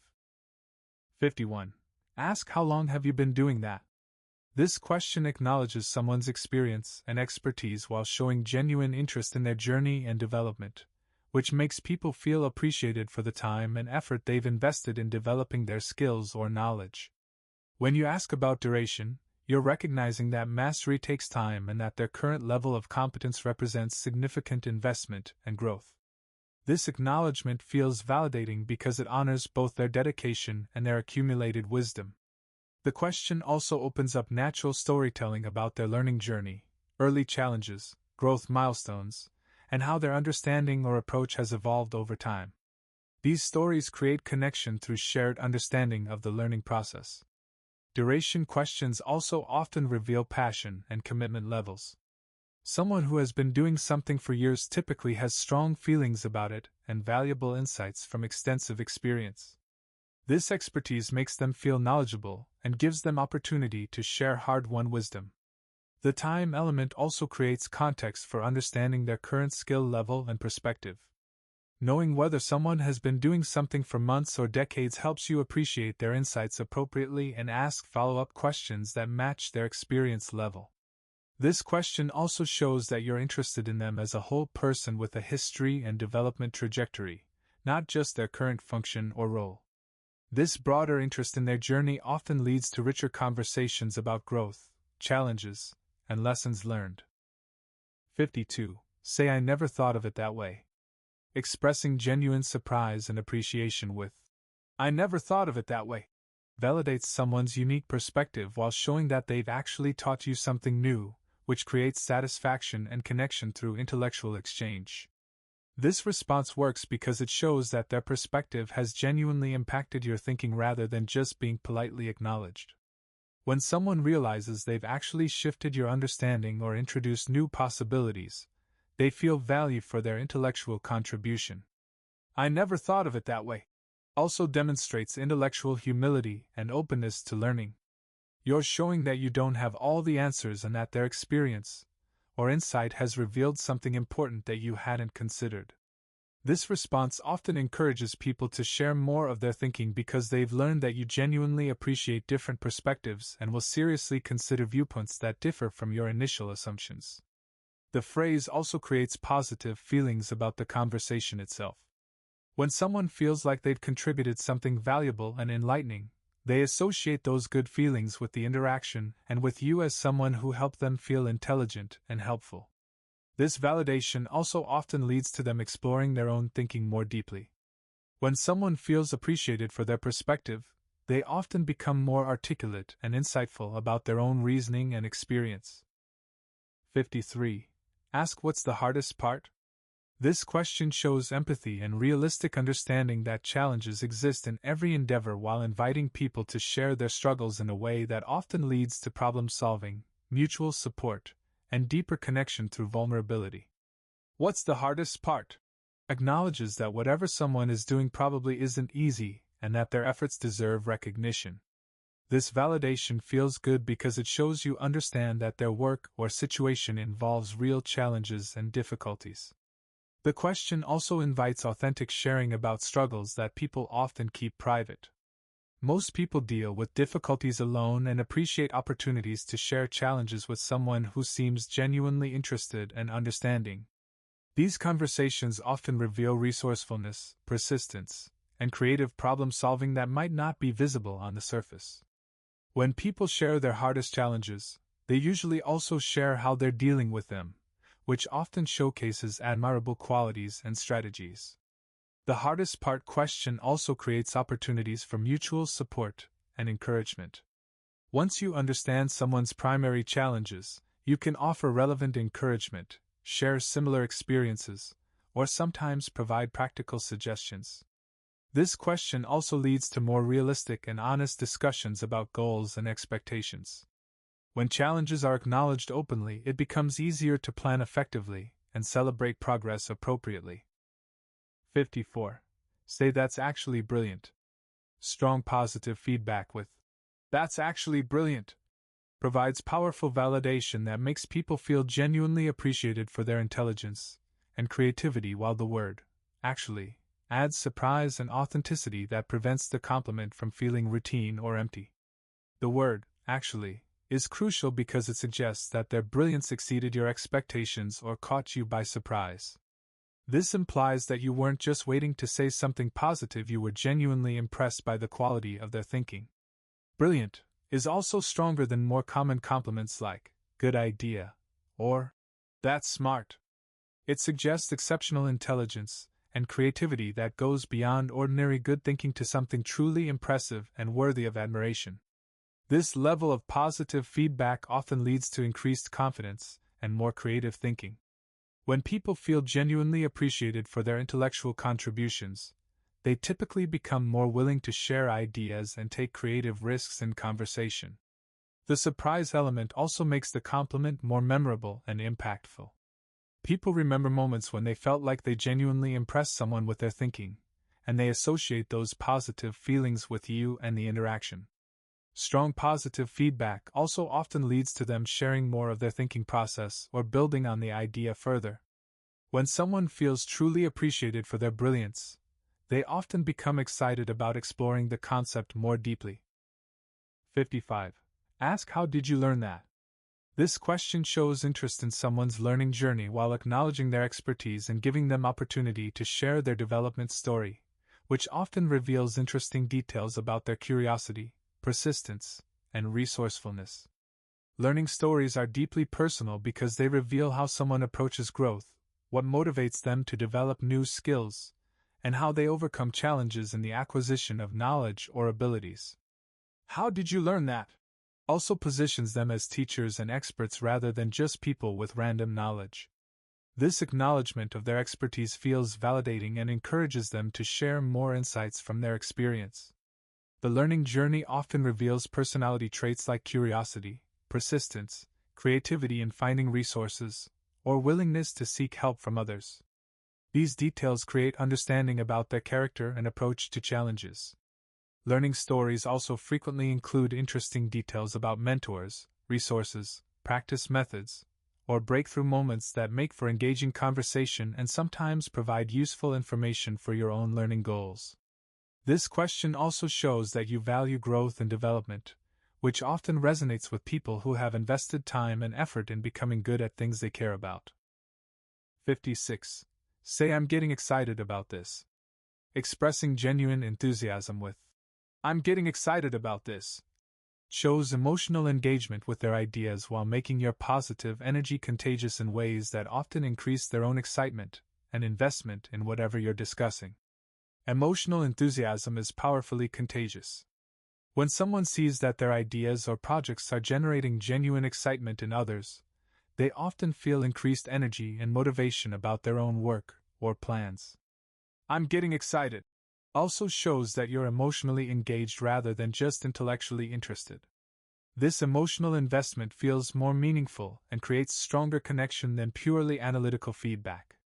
The present tense, getting excited, also suggests that your enthusiasm is growing as you understand more about what they're sharing.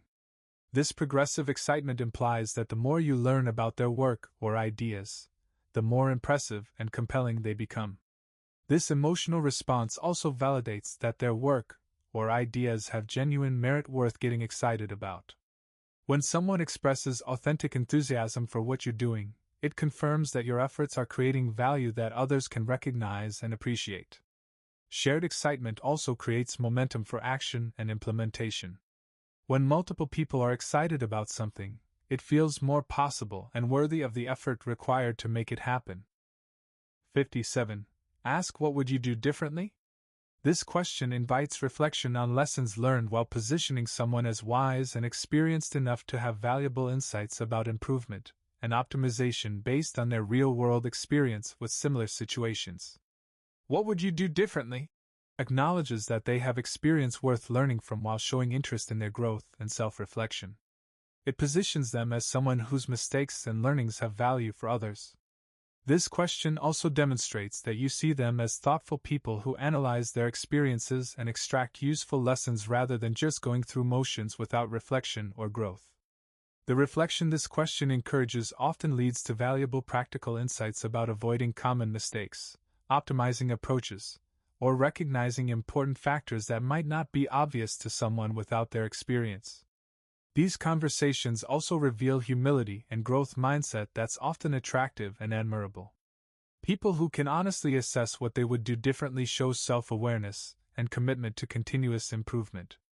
The question also creates opportunity for them to share hard-won wisdom in ways that feel helpful rather than preachy.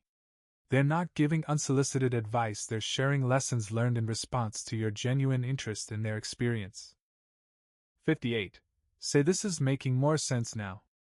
Expressing growing understanding with this is making more sense now shows that you're actively following their explanation and finding increasing value in their communication, which makes them feel like effective teachers and clear communicators.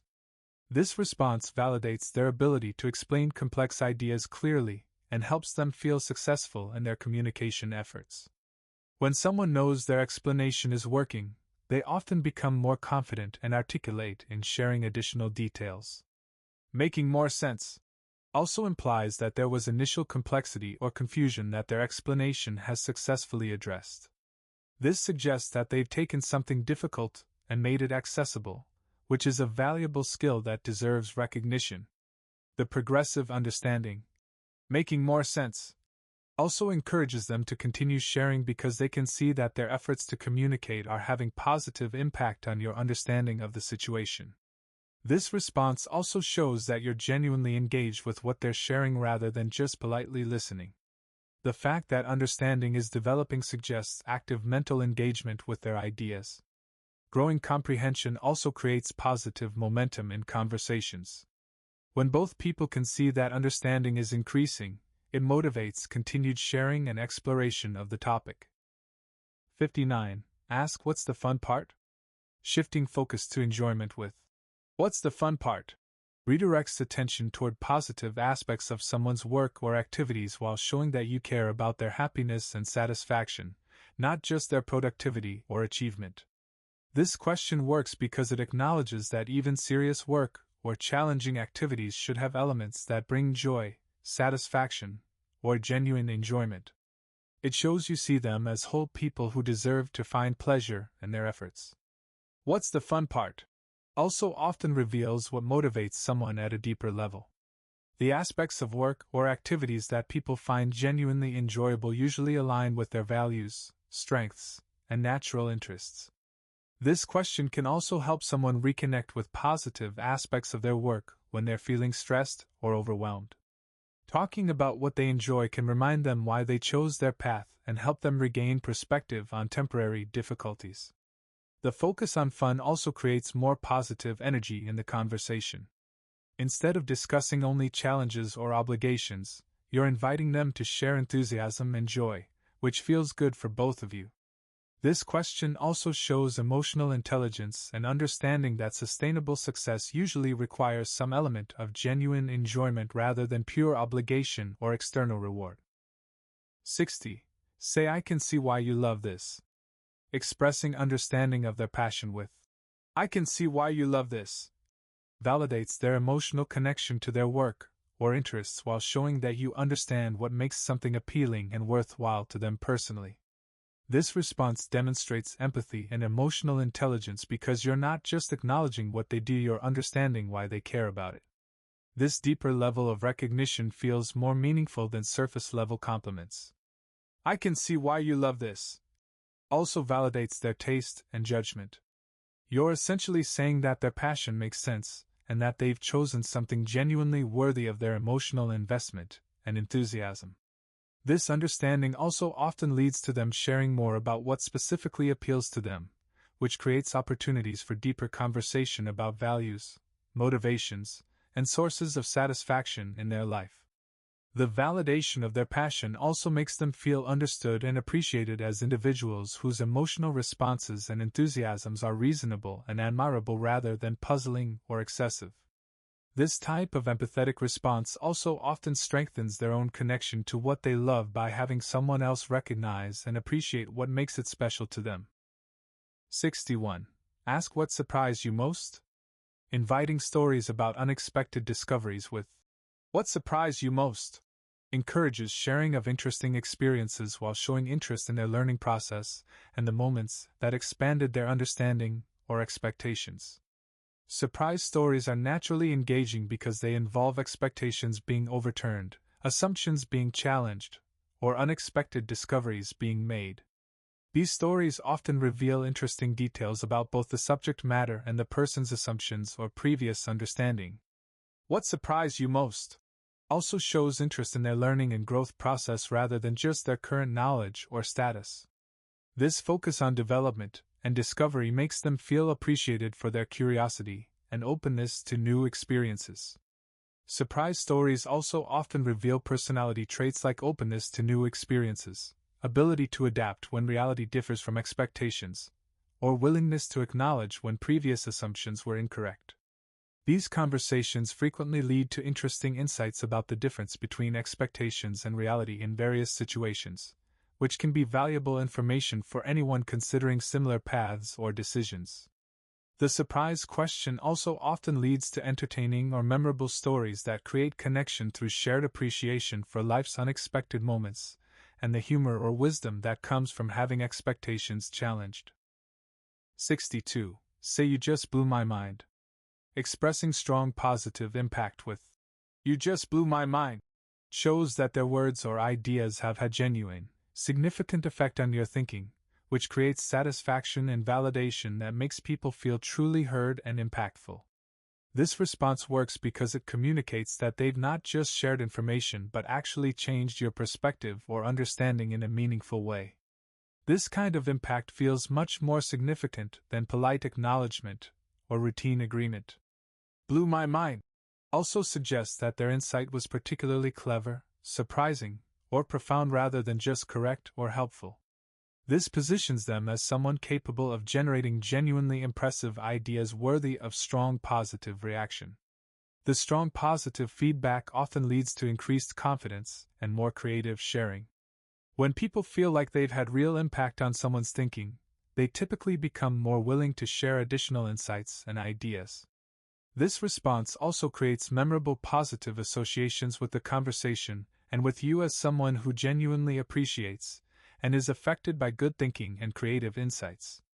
The mind-blowing acknowledgement also often leads to them exploring their own ideas more deeply because they feel encouraged and validated in their thinking process. 63. Ask what's next for you? Showing interest in someone's future with "What's next for you?" demonstrates care for their continued growth and development, while giving them opportunity to share goals, dreams, or plans that are important to them personally or professionally. This question shows that you see them as someone with agency and direction rather than just someone in their current role or situation. It acknowledges that they have aspirations and plans that extend beyond the immediate present. What's next? Conversations often reveal exciting goals, creative plans, or interesting challenges they're preparing to tackle.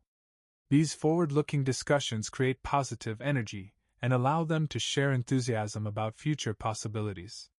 The question also shows practical interest in their well-being and success.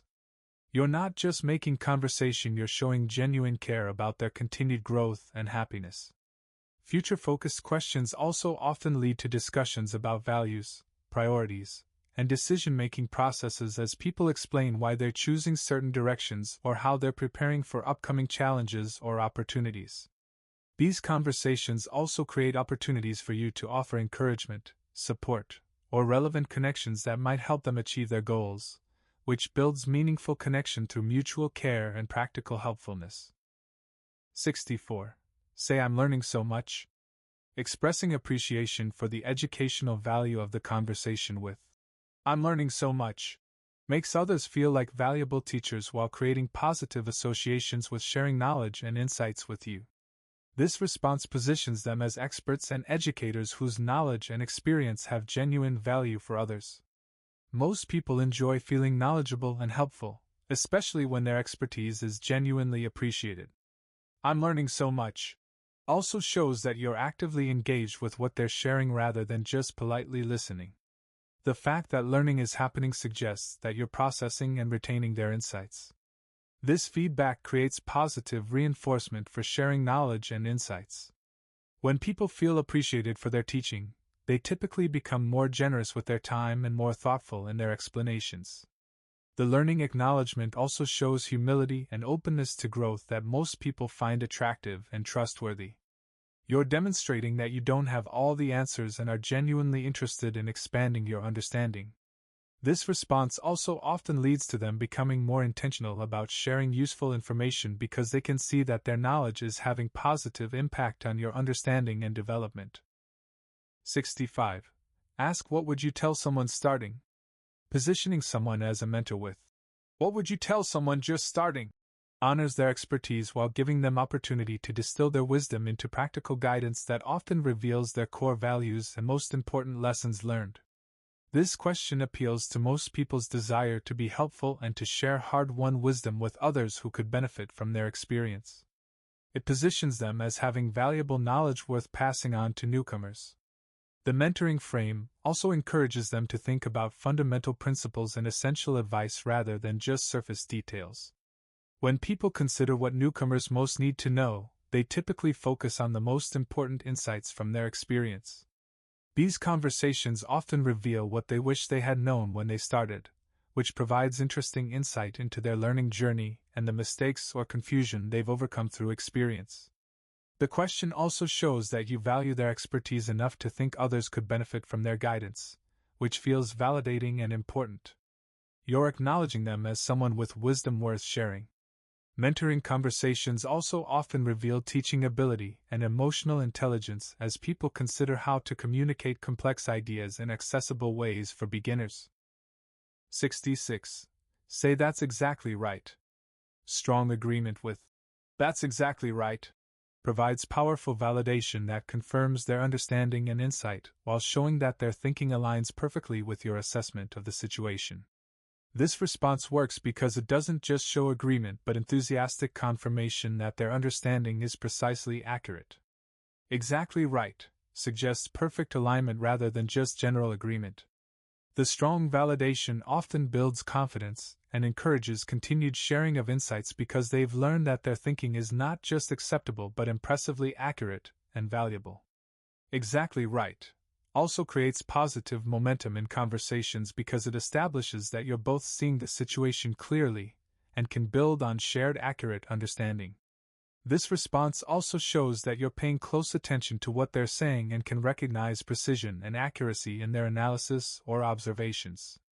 The enthusiastic agreement also often leads to them feeling more confident about sharing additional thoughts because they've established credibility and alignment with your perspective. 67. Ask what's your biggest win. Inviting celebration of success with "What's your biggest win?" gives people opportunity to share achievements they're proud of while showing that you care about their positive experiences and accomplishments, not just their current challenges or needs. This question appeals to the human need for recognition and celebration of achievements. Most people have wins they're proud of but don't often get asked to share them in ways that feel appropriate and welcomed. Biggest win. Conversations also reveal what someone values and considers meaningful success. Their choice of what to share as their biggest win shows their priorities and what kinds of achievements feel most significant to them. These success stories often include interesting details about challenges overcome, creative solutions developed, or persistence that paid off, which provides insight into their character and capabilities. Sharing wins also creates positive energy and emotional connection. When people get to talk about their successes with someone who genuinely wants to hear about them, it feels good for both parties and creates uplifting conversation. The biggest win question also often leads to natural opportunities for you to offer congratulations and appreciation for their efforts and achievements, which builds positive feelings about your interaction. 68. Say this is really helpful. Expressing direct benefit with "This is really helpful" shows that their sharing has practical value for you while making them feel useful and appreciated for contributing something genuinely beneficial to your understanding or situation. This response works because it shows concrete impact rather than just polite appreciation. When someone knows their information or perspective is actually helping you, they feel valuable and effective in their communication. Really helpful also encourages continued sharing because people like knowing that their knowledge and insights have practical application for others. The usefulness makes their time spent explaining feel worthwhile. This feedback also shows that you're not just being polite but are genuinely benefiting from the conversation, which creates more authentic connection and often leads to more generous sharing of information and insights. The practical value acknowledgement also often leads to people thinking more carefully about what other helpful information they might share, sometimes resulting in additional valuable insights or resources. This response also creates positive associations with helping you, which often leads to people being more willing to offer assistance or guidance in future interactions. 69. Ask what keeps you going? This deep question about motivation and persistence shows interest in someone's fundamental drives and values while acknowledging that sustained effort requires meaningful motivation beyond just external rewards or obligations. What keeps you going? Recognizes that whatever someone is doing probably requires persistence through challenges and that their continued effort suggests strong underlying motivation worth understanding and appreciating.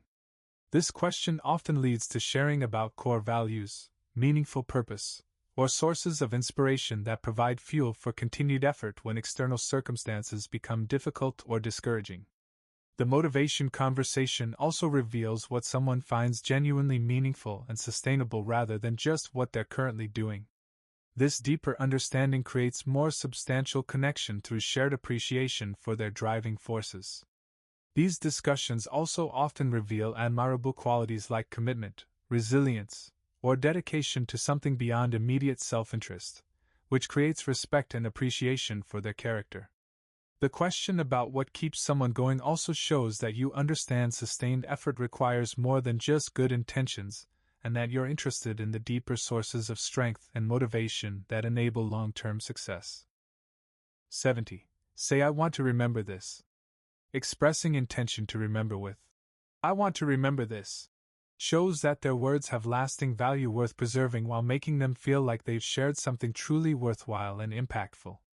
This response suggests that what they've shared is not just momentarily interesting but has enduring value that deserves to be retained and potentially applied in your own life or shared with others who might benefit. I want to remember this also shows that you're thinking beyond the current conversation about how their insights might apply to future situations, which demonstrates genuine engagement with the practical value of what they've shared. This response often makes people feel like wise advisors whose experience and insights have real value for others. The intention to remember suggests that their words could have ongoing positive impact. The memory intention also often leads to people being more thoughtful about what they share because they realize you're paying close attention and finding lasting value in their contributions to the conversation. This response also creates positive feelings about the conversation itself because both people can see that meaningful exchange of valuable insights is happening rather than just casual chat. 71. Validate before you suggest. Beginning with emotional validation through phrases like, "That sounds really tough," before offering suggestions creates emotional safety and connection that makes people much more receptive to guidance because they feel heard and understood first. This approach works because people need to feel acknowledged and validated before they can effectively hear and consider solutions. When someone is struggling, their first need is usually recognition of their difficulty rather than immediate advice about how to fix it. Validation first also shows emotional intelligence and empathy. You're demonstrating that you understand the human experience involves genuine challenges that deserve acknowledgement rather than immediate solution seeking that might minimize their experience. "That sounds really tough," or similar validating statements also give people permission to feel whatever they're feeling without judgment. This emotional safety often helps them process their feelings more effectively and become more open to considering helpful suggestions. The validation also shows that you're genuinely listening to their emotional experience rather than just waiting for your turn to offer advice. This deeper level of attention creates trust and connection that makes your eventual suggestions feel more caring and relevant. When people feel truly heard and understood first, they typically become much more interested in hearing what you think might help because they trust that your suggestions come from real understanding of their situation rather than generic advice giving. 72. Say that must be hard. Simple acknowledgement of difficulty with "that must be hard" provides empathetic recognition of someone's struggle without trying to fix, minimize, or solve their problem, which often feels more supportive than immediate advice giving or positive reframing. This response works because it validates their experience as genuinely difficult rather than suggesting they should feel differently about their situation. Sometimes people just need their struggles acknowledged as real and challenging. "That must be hard" also shows emotional presence and willingness to sit with difficult feelings rather than rushing to make everything feel better immediately. This comfort with difficulty often feels more supportive than attempts to quickly shift to positive perspectives. The acknowledgement also gives people permission to feel whatever they're feeling about their situation without judgment or pressure to be more positive or resilient than they currently feel capable of being. This simple validation often provides relief because it confirms that their sense of difficulty is appropriate and understandable rather than excessive or weak. External confirmation of internal experience feels supportive and normalizing. The empathetic acknowledgement also creates emotional connection through shared understanding of human struggles and the reality that life sometimes presents genuinely difficult challenges that deserve recognition and compassion. 73. Ask how are you handling this? This question shows confidence in someone's ability to cope while creating space for them to share their strategies, struggles, or need for support in a way that honors their competence while offering opportunity for connection and assistance.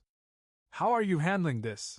assumes they are handling their situation rather than asking whether they're coping successfully. This assumption of competence feels supportive and empowering rather than questioning their ability to manage their challenges.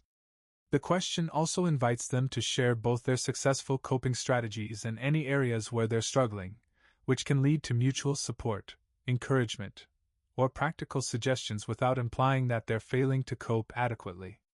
This approach also shows interest in their process and resourcefulness rather than just their outcomes.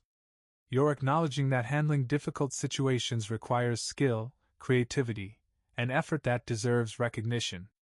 The coping question also often reveals admirable qualities like resilience, creativity, support-seeking, or practical problem-solving that might not be visible on the surface but are worth acknowledging and appreciating. This question also creates opportunity for them to feel proud of their coping efforts and recognize their own strength and resourcefulness in dealing with challenging circumstances. 74. Say you're doing great. Direct encouragement with, "You're doing great," provides essential positive feedback about effort and progress rather than just outcomes, which helps people maintain motivation and confidence during challenging periods when external validation might be scarce. This encouragement works because it focuses on their performance and effort rather than just results. Many times people are doing excellent work or handling difficult situations very well, but they don't receive acknowledgement of their efforts until final outcomes are achieved. "You're doing great" also provides perspective when someone might be too close to their situation to recognize their own competence and progress. External validation can help them see their efforts more objectively and appreciate their own resilience. The encouragement also shows that you're paying attention to their efforts and progress rather than just their problems or needs. This attention to positive aspects helps balance their perspective and emotional experience. This support often provides emotional fuel for continued effort when someone is feeling tired, discouraged, or uncertain about their approach. Knowing that others recognize their good work can provide motivation to persist through difficulties. The simple encouragement also creates positive feelings about your relationship because you're offering support and recognition rather than just consuming their energy or adding to their challenges. 75. Ask what's working for you. Focusing on strengths and effective strategies with "What's working for you?" helps people recognize their own resources and successful approaches while building confidence in their ability to handle challenges and create positive outcomes. This question redirects attention from problems to solutions, from what's missing to what's present, from failures to successes. This shift often helps people feel more capable and optimistic about their situation. "What's working?" Conversations also help people become more aware of their own successful strategies so they can use them more intentionally and consistently. Sometimes people are handling things well without fully recognizing their effective approaches. The question also shows interest in their competence and resourcefulness rather than just their needs or problems. This focus on capability feels empowering and validating of their efforts and creativity. Identifying what's working also provides foundation for building on success rather than starting over with completely new approaches. This often feels more manageable and sustainable than dramatic changes. The strengths focus also often reveals admirable qualities and effective strategies that deserve recognition and appreciation, which creates positive feelings about both their capabilities and your supportive attention to their successes. 76. Say "I believe in you." Direct expression of confidence with "I believe in you" provides powerful emotional support that helps people access their own strength and capability while feeling supported by someone who sees their potential clearly. This statement works because it offers unconditional confidence in their ability to handle whatever they're facing. When someone believes in us, it often helps us believe in ourselves more fully and access resources we might not recognize we possess. "I believe in you" also provides external perspective that can balance internal doubt or uncertainty.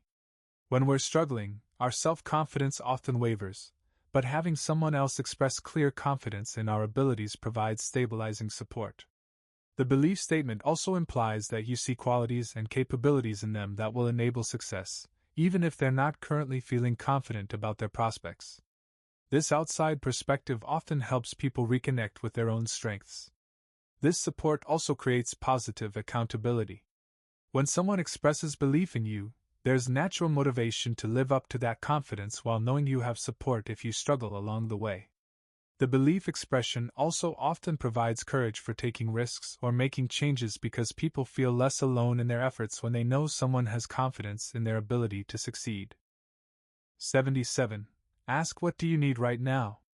Putting focus on immediate needs with what do you need right now respects their autonomy in defining what support would be most helpful while showing genuine care and willingness to provide appropriate assistance. This question works because it avoids making assumptions about what would be helpful and instead honors their expertise about their own situation and what kind of support would be most beneficial. What do you need right now? Also focuses on immediate, actionable support rather than general offers to help that might feel overwhelming or unclear. The specificity makes it easier for them to identify and request concrete assistance. The question also demonstrates care that's attentive to their current state rather than what you think they should need or what would make you feel most helpful. This person-centered approach feels more supportive and effective. This approach also often leads to requests for specific, manageable help that you can actually provide rather than vague offers that might create obligation without clear direction for how to be useful. The needs-focused question also shows emotional intelligence and understanding that different situations and emotional states require different kinds of support, from practical help to emotional validation to simply respectful space. 78. Say that makes perfect sense. Validating their emotional responses or reactions with that makes perfect sense helps reduce shame or self-doubt while showing that their feelings and reactions are reasonable and understandable given their circumstances. This validation works because it confirms that their emotional responses are appropriate rather than excessive, weak, or unreasonable. Many people question their own reactions and benefit from external confirmation that their feelings make sense. Makes perfect sense also shows that you understand the connection between their circumstances and their emotional responses rather than seeing their feelings as puzzling or disproportionate to the situation. This validation often provides relief from self-criticism or worry about whether they're handling things appropriately. External confirmation that their responses are reasonable helps them feel more confident about their emotional intelligence and reactions. The understanding also creates emotional connection through empathy and shared recognition of how normal human beings typically respond to various challenges and situations. This validation also often helps people trust their own emotional responses more fully and use their feelings as valuable information about their situation rather than questioning or dismissing their emotional reactions. 79. Ask how can I support you? Offering assistance with how can I support you? Shows genuine care while respecting their autonomy to define what support would be most helpful rather than imposing your assumptions about what they need. This question works because it demonstrates willingness to help while honoring their expertise about their own situation and what kinds of assistance would actually be beneficial versus potentially intrusive or unhelpful. How can I support you? Also shows that you understand support can take many different forms: emotional validation, practical assistance, advice, space, encouragement, or simply continued presence and care. The open-ended offer also makes it easier for people to ask for what they actually need rather than feeling like they should accept whatever type of help you're most comfortable offering. This approach also often leads to requests for specific, manageable assistance that you can actually provide effectively rather than vague obligations that might create stress for both of you. The support question also demonstrates emotional intelligence and understanding that different people and situations require different approaches to being helpful and caring. 80. Say you're not alone in this. Reassuring someone with "You're not alone in this" addresses the isolation that often accompanies difficult situations while providing emotional support through connection and community rather than just individual encouragement. This statement works because isolation often makes challenges feel more overwhelming and hopeless than they actually are. Knowing that others care and are available for support can significantly improve someone's emotional state and coping ability. You're not alone also reminds people that they have resources and support available even when they might be feeling forgotten or abandoned by others who don't understand their situation.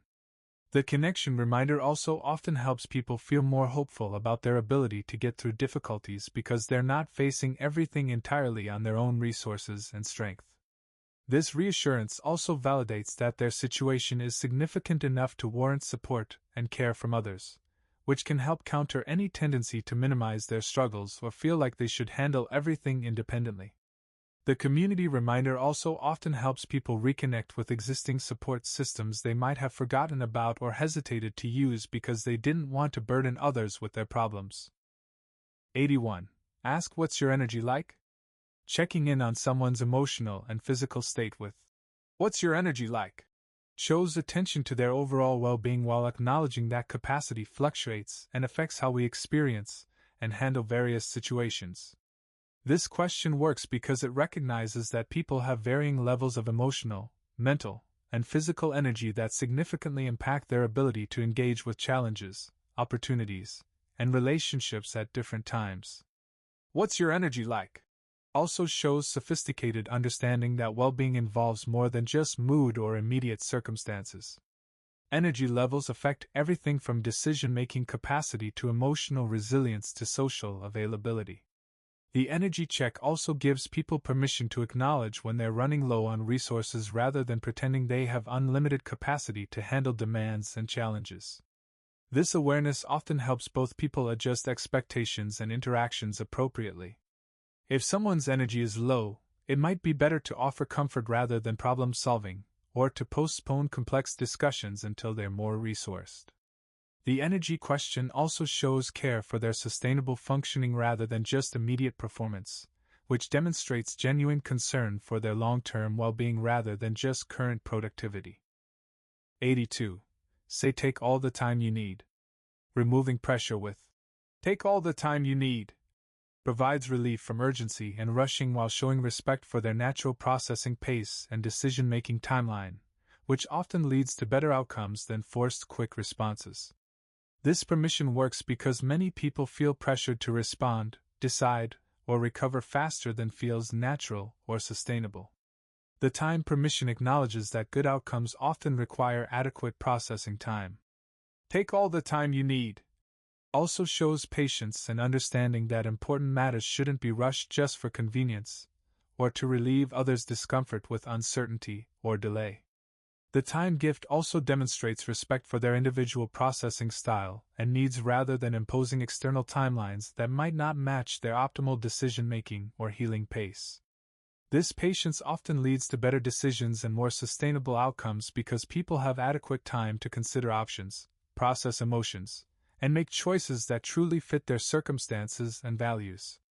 The time permission also often reduces anxiety and pressure that can interfere with clear thinking and good decision-making, creating better conditions for wise choices and positive outcomes. 83.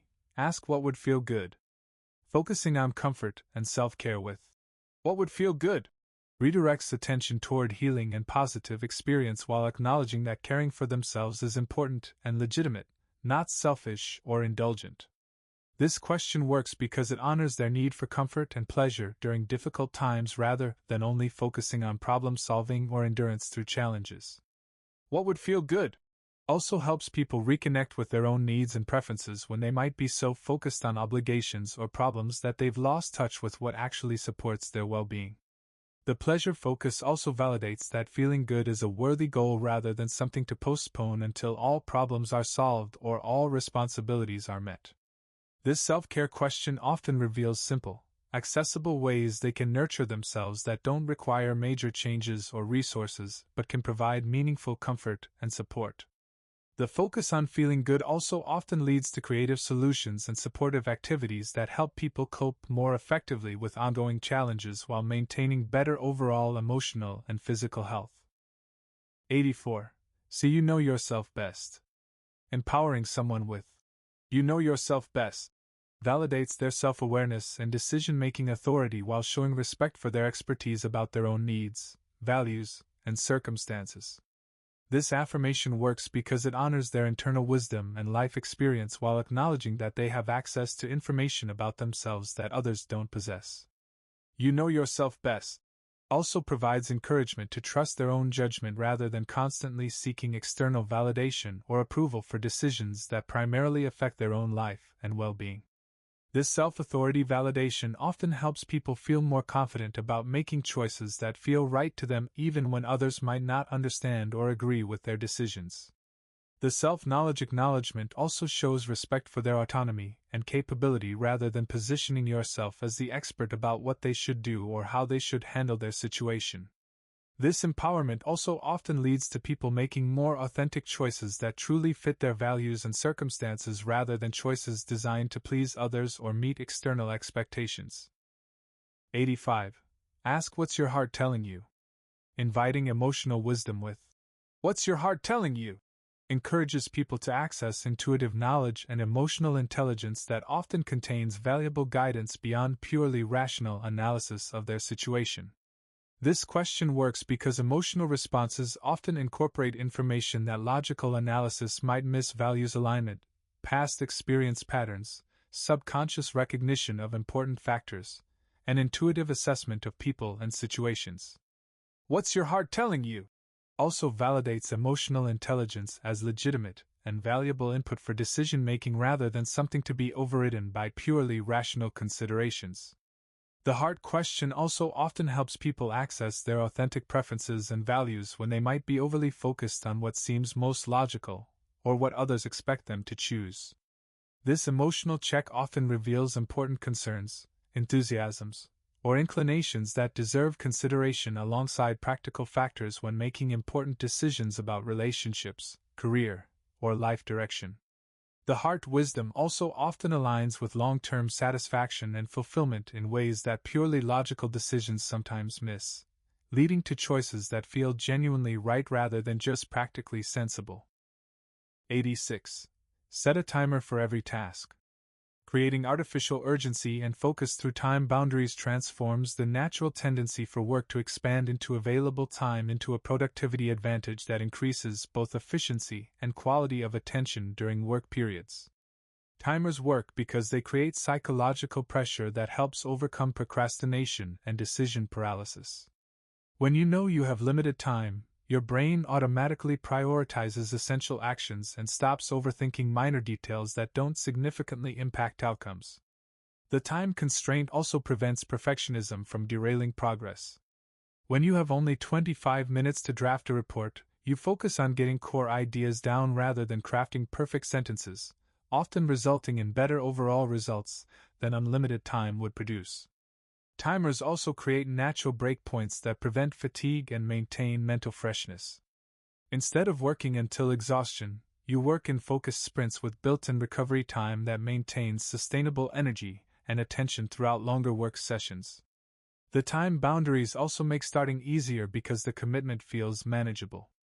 It's easier to commit to working on something difficult for 20 minutes than to commit to working on it until it's finished, which might take hours.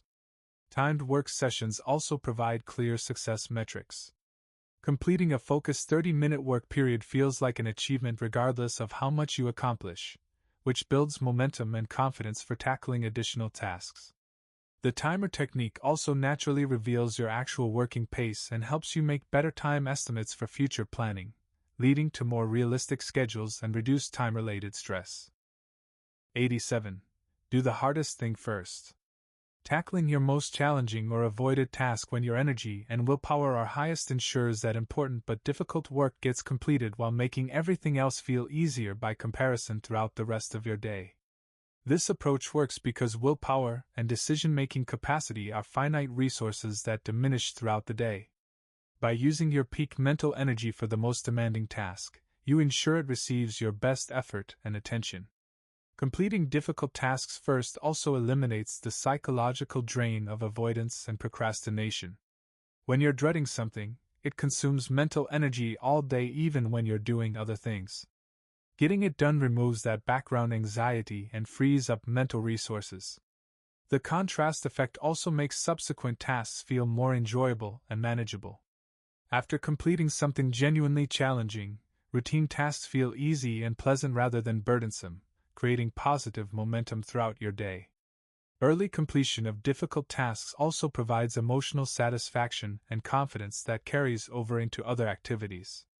The sense of accomplishment from handling something challenging first thing energizes your approach to everything else. This strategy also prevents the common pattern of filling your day with easy tasks while avoiding important but difficult ones, ensuring that meaningful progress happens on your most significant goals and responsibilities. The hardest first approach also often reveals that tasks you've been avoiding aren't as difficult as anticipated, reducing future procrastination and anxiety about similar challenges. 88. Take notes by hand. Writing notes manually engages different neural pathways than typing, leading to better comprehension, retention, and creative processing while reducing digital distractions that can interfere with learning and thinking. Handwriting requires more deliberate processing because you can't transcribe as quickly as people speak. This forces you to listen actively, synthesize information, and capture key points rather than trying to record everything verbatim, resulting in better understanding. The physical act of forming letters and words also engages motor memory systems that enhance retention. Information processed through multiple sensory channels, auditory, visual, and kinesthetic, creates stronger neural connections and more accessible memories. Handwritten notes also encourage more creative organization and connection making. You can easily draw arrows, create diagrams, add marginal thoughts, or visually organize information in ways that support understanding and memory better than linear typed text. The slower pace of handwriting also creates natural thinking time during note-taking. The pauses required for writing allow your brain to process information more thoroughly and make connections that might be missed in rapid typing. Paper notes also eliminate digital distractions that can fragment attention during important conversations, lectures, or meetings. Without notifications, browser tabs, or other apps available, your attention remains focused on the information being presented.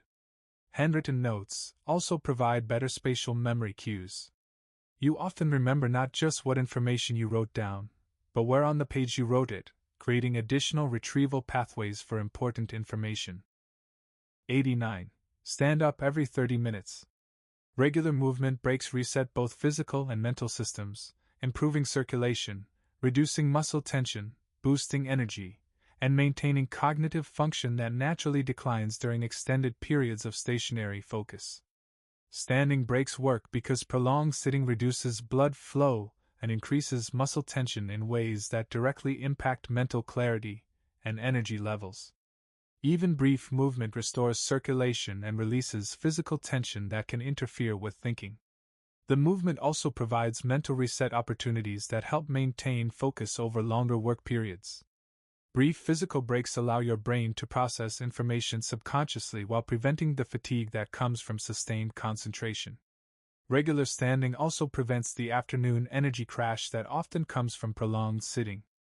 Movement stimulates circulation and activates energy systems that help maintain alertness throughout the day without relying on caffeine or other stimulants.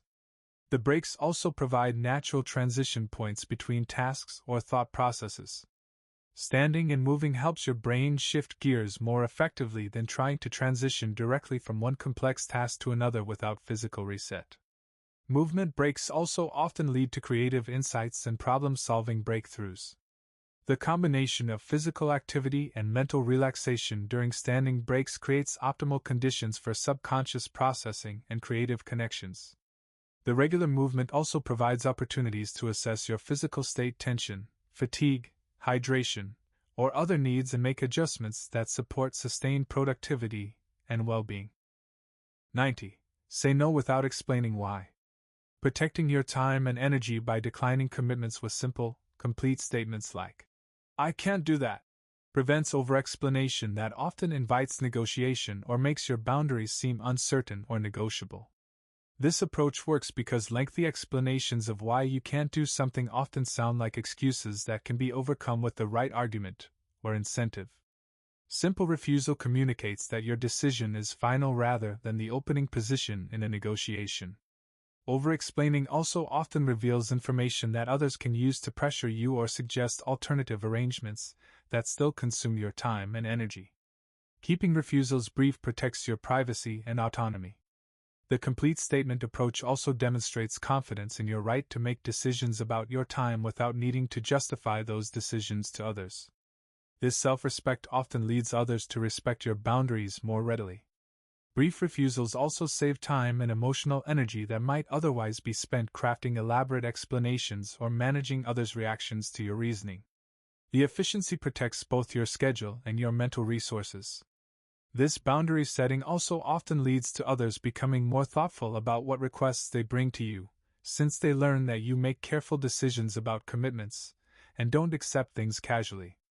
The no explanation approach also models healthy boundary setting that others often appreciate and sometimes adopt in their own lives, creating more respectful and sustainable relationship dynamics. 91. Batch similar tasks together. Grouping similar activities into dedicated time blocks eliminates the mental fatigue of constant context switching while allowing you to develop efficiency and flow within each type of work, dramatically improving overall productivity. Task batching works because your brain operates more efficiently when staying within one mode of thinking rather than constantly shifting between different types of cognitive demands. Each transition requires mental energy and adjustment time that adds up significantly. When you batch all your phone calls together, for example, you develop a rhythm and communication flow that makes each subsequent call easier and more effective than scattered calls throughout the day would be. Batching also allows you to prepare more efficiently for each type of work. Instead of setting up for emails multiple times per day, you can organize your email processing setup once and handle all messages in a focused, efficient session. The focused approach also often leads to higher quality work because you're fully engaged with one type of task rather than partially distracted by anticipating the next different activity you need to switch to. Batching similar tasks also provides clear completion signals that feel satisfying and create momentum. Finishing all your administrative tasks in one session feels more accomplished than doing them sporadically throughout the day. This approach also often reveals inefficiencies and improvement opportunities that aren't visible when tasks are scattered. When you see your complete email process or all your planning activities together, optimization possibilities become clearer. 92. Keep your desk completely clear. Maintaining a visual environment free from clutter eliminates distraction and decision fatigue while creating mental space that supports focus, creativity, and calm productivity throughout your work time. A clear desk works because visual clutter competes for attention with your primary tasks. Every visible item represents a potential decision or reminder that can pull focus away from what you're trying to accomplish in the current moment. The clean space also reduces decision fatigue by eliminating minor choices about where to put things, what to do with items in your peripheral vision, or how to organize around existing clutter that might interfere with your current work. Clear surfaces also make it easier to find and organize the materials you actually need for current tasks. Without existing clutter to work around, you can set up efficiently for each project and clean up quickly when finished. The visual simplicity also often supports mental clarity and reduces the feeling of being overwhelmed by accumulated tasks and responsibilities. A clear desk creates psychological space that matches the mental space needed for good thinking. Maintaining clear surfaces also builds habits of completion and organization that often extend to other areas of productivity and life management. The discipline of clearing your desk reinforces broader organizational skills. The clean environment also often feels more professional and competent, which can boost confidence and energy for tackling challenging or important work that requires your best effort and attention. 93. Turn notifications off completely. Eliminating digital interruptions protects sustained attention and deep focus while preventing the productivity loss and stress that comes from constant context switching between tasks and reactive responses to external demands. Notification removal works because every interruption breaks concentration for several minutes beyond the actual time spent reading and responding to the message. The cognitive recovery time from interruptions accumulates into significant productivity and quality losses. Constant notifications also create chronic stress through unpredictable demands on attention. Your nervous system remains in a state of alert anticipation rather than settling into the calm focus that supports best thinking and creative work. Turning off notifications also restores your control over when you engage with digital communication rather than being reactive to others' timing and priorities throughout your day. The uninterrupted time also allows you to reach deeper levels of engagement and flow with important work that produces better results than fragmented attention ever could achieve. Scheduled communication checking also often leads to more efficient and thoughtful responses because you process messages in focused batches rather than reacting hastily to individual interruptions throughout the day. The notification-free environment also often improves your ability to prioritize and focus on what's actually important rather than what's most recent or loudest and demanding your attention. 94. Work in 25-minute blocks. The Pomodoro technique of focused 25-minute work sessions followed by 5-minute breaks matches natural attention spans while preventing mental fatigue and maintaining consistent quality throughout longer work periods. This timing works because 25 minutes is long enough to accomplish meaningful work while short enough to maintain concentrated attention without fatigue. Most people can focus intensely for this duration without their minds wandering significantly. The regular breaks prevent the accumulation of mental fatigue that degrades performance over time. Instead of working for hours with declining effectiveness, you maintain peak attention through multiple fresh cycles of focused work. The time constraint also creates helpful urgency that overcomes procrastination and perfectionism. When you know you have only 25 minutes, you focus on making meaningful progress rather than getting stuck on minor details. The break intervals also provide natural opportunities to assess progress, adjust approach, or shift tasks if needed. This regular evaluation helps maintain productivity and prevents spending too much time on approaches that aren't working effectively. The Pomodoro structure also makes large projects feel more manageable by breaking them into digestible chunks. Instead of facing an overwhelming multi-hour task, you're committing to just one focused 25-minute session at a time. The technique also provides clear productivity metrics through completed Pomodoros, creating satisfaction and motivation that helps maintain consistent work habits over time. 95. Write tomorrow's plan tonight. Creating next day priorities before bed eliminates morning decision fatigue while ensuring you wake up with clear direction and immediate momentum rather than spending valuable morning energy on planning and organization. Evening planning works because decision-making capacity is finite and diminishes throughout the day. Using evening time for planning preserves your peak morning energy for execution rather than consuming it with organizational decisions. Planning the night before also allows your subconscious to process upcoming tasks while you sleep, often leading to creative insights, solution ideas, or increased readiness to tackle challenging work when morning arrives. The clear morning direction also prevents the common pattern of starting days with easy but unimportant tasks while avoiding difficult but crucial work. Having predetermined priorities helps ensure important work gets morning attention. Evening planning also creates psychological closure for the current day while building anticipation and readiness for productive tomorrow. This mental transition supports better sleep and more energized morning startup. The advanced planning also allows you to organize materials, schedule appointments, or make other preparations that enable smoother execution of planned activities. Written plans also prevent forgetting important tasks or appointments while reducing the mental energy spent trying to remember everything you need to accomplish the following day. 96. Keep a not now list. Capturing ideas and tasks on a separate list when they occur during focused work prevents losing valuable thoughts while avoiding the distraction and momentum loss that comes from immediately switching attention to new inputs. The capture system works because creative ideas and task reminders often arise during focused work on different projects.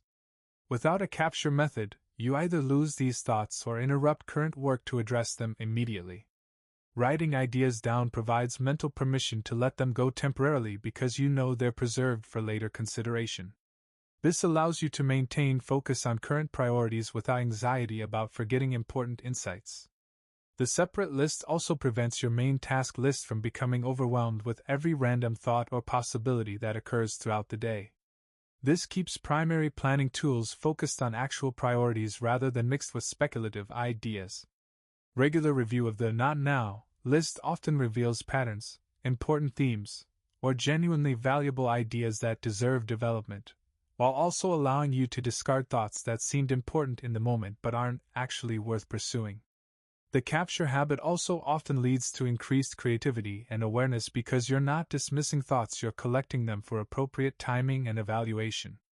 This system also reduces mental background processing of random ideas because your brain learns to trust that captured thoughts will receive appropriate attention at designated times. 97. Do one thing at a time. Single tasking with complete attention produces better results faster than divided attention across multiple activities while reducing stress and error rates that come from constant mental context switching. Focused attention works because the brain doesn't actually multitask, it rapidly switches between tasks, with each transition requiring time and energy for mental adjustment. True single tasking eliminates these switching costs entirely. Complete focus on one activity also allows you to reach flow states and deeper engagement that produce higher quality work than fragmented attention can achieve. The immersive focus often leads to creative insights and efficient problem solving. Single tasking also reduces errors that commonly occur when attention is divided between multiple demands. Focused attention catches mistakes immediately and prevents the compounding problems that result from inattentive work. The undivided approach also often reveals efficiencies and improvements that aren't visible when attention is scattered. Full engagement with one task helps you optimize your approach and develop better methods over time. Sequential completion also provides clear progress markers and satisfaction that builds momentum for tackling additional tasks. Finishing one thing completely feels more accomplished than making partial progress on multiple items. Single tasking also reduces stress and mental fatigue because you're not constantly managing multiple streams of information and decisions simultaneously throughout your work time. 98. Start before you feel ready. Beginning action despite feeling unprepared overcomes the perfectionism and fear that prevents starting, while recognizing that motivation typically follows action rather than preceding it in the creative and productivity process. This approach works because readiness is often an illusion that prevents necessary action. Most significant work begins with uncertainty and develops clarity through engagement rather than complete preparation, making action possible. Starting before feeling ready also builds tolerance for uncertainty and imperfection that enables more creative and ambitious work than only attempting tasks where success feels guaranteed from the beginning. Action often generates motivation and clarity that thinking and planning alone cannot produce. Once you begin moving toward goals, momentum and enthusiasm naturally develop through the engagement itself. Beginning imperfectly also often reveals that tasks aren't as difficult or complex as imagination made them seem. The actual experience of working on something typically feels more manageable than the anticipation. Early starting also provides more time for iteration and improvement rather than rushing to complete work under deadline pressure that could have been avoided with earlier beginning. The action-first approach also builds confidence in your ability to figure things out as you go rather than needing complete knowledge or perfect conditions before attempting meaningful work. 99. End each day with a win. Acknowledging daily accomplishments, regardless of size, creates positive closure and builds momentum for continued productivity, while maintaining motivation through recognition of consistent progress toward larger goals. This practice works because our brains naturally focus on incomplete tasks and problems rather than celebrating completed work. Intentionally recognizing wins balances this negativity bias with appreciation for actual progress made. Ending positively also improves next day motivation because you go to sleep with satisfaction and confidence rather than anxiety about unfinished work or disappointment about productivity levels. The win recognition also helps maintain perspective on progress during challenging periods when major achievements aren't possible but consistent small progress continues building toward important goals. Daily wins also often reveal patterns of successful strategies and productive approaches that you can replicate and build upon for continued effectiveness in future work and projects. The completion focus also builds habits of finishing tasks and following through on commitments rather than constantly starting new projects without completing existing ones. Regular win acknowledgement also often improves overall life satisfaction because you become more aware of daily progress and accomplishments that might otherwise be overlooked in pursuit of larger goals. 100. Keep your energy, not your time. Managing energy levels throughout the day by matching task types to natural rhythms produces better results than forcing difficult work during low energy periods or wasting peak energy on routine tasks that don't require full mental capacity. Energy management works because cognitive capacity fluctuates predictably throughout the day based on natural circadian rhythms, sleep quality, nutrition, and accumulated mental fatigue from previous activities. Scheduling creative and complex work during your natural peak energy periods ensures that demanding tasks receive your best thinking while preserving those precious high-capacity hours for work that truly benefits from full mental engagement. Using low-energy periods for routine tasks like email processing, filing, or administrative work makes productive use of all available time while preventing energy waste on mismatched task timing combinations. Energy awareness also helps you make better decisions about rest, nutrition, exercise, and other factors that influence your capacity throughout the day rather than just accepting fatigue as inevitable.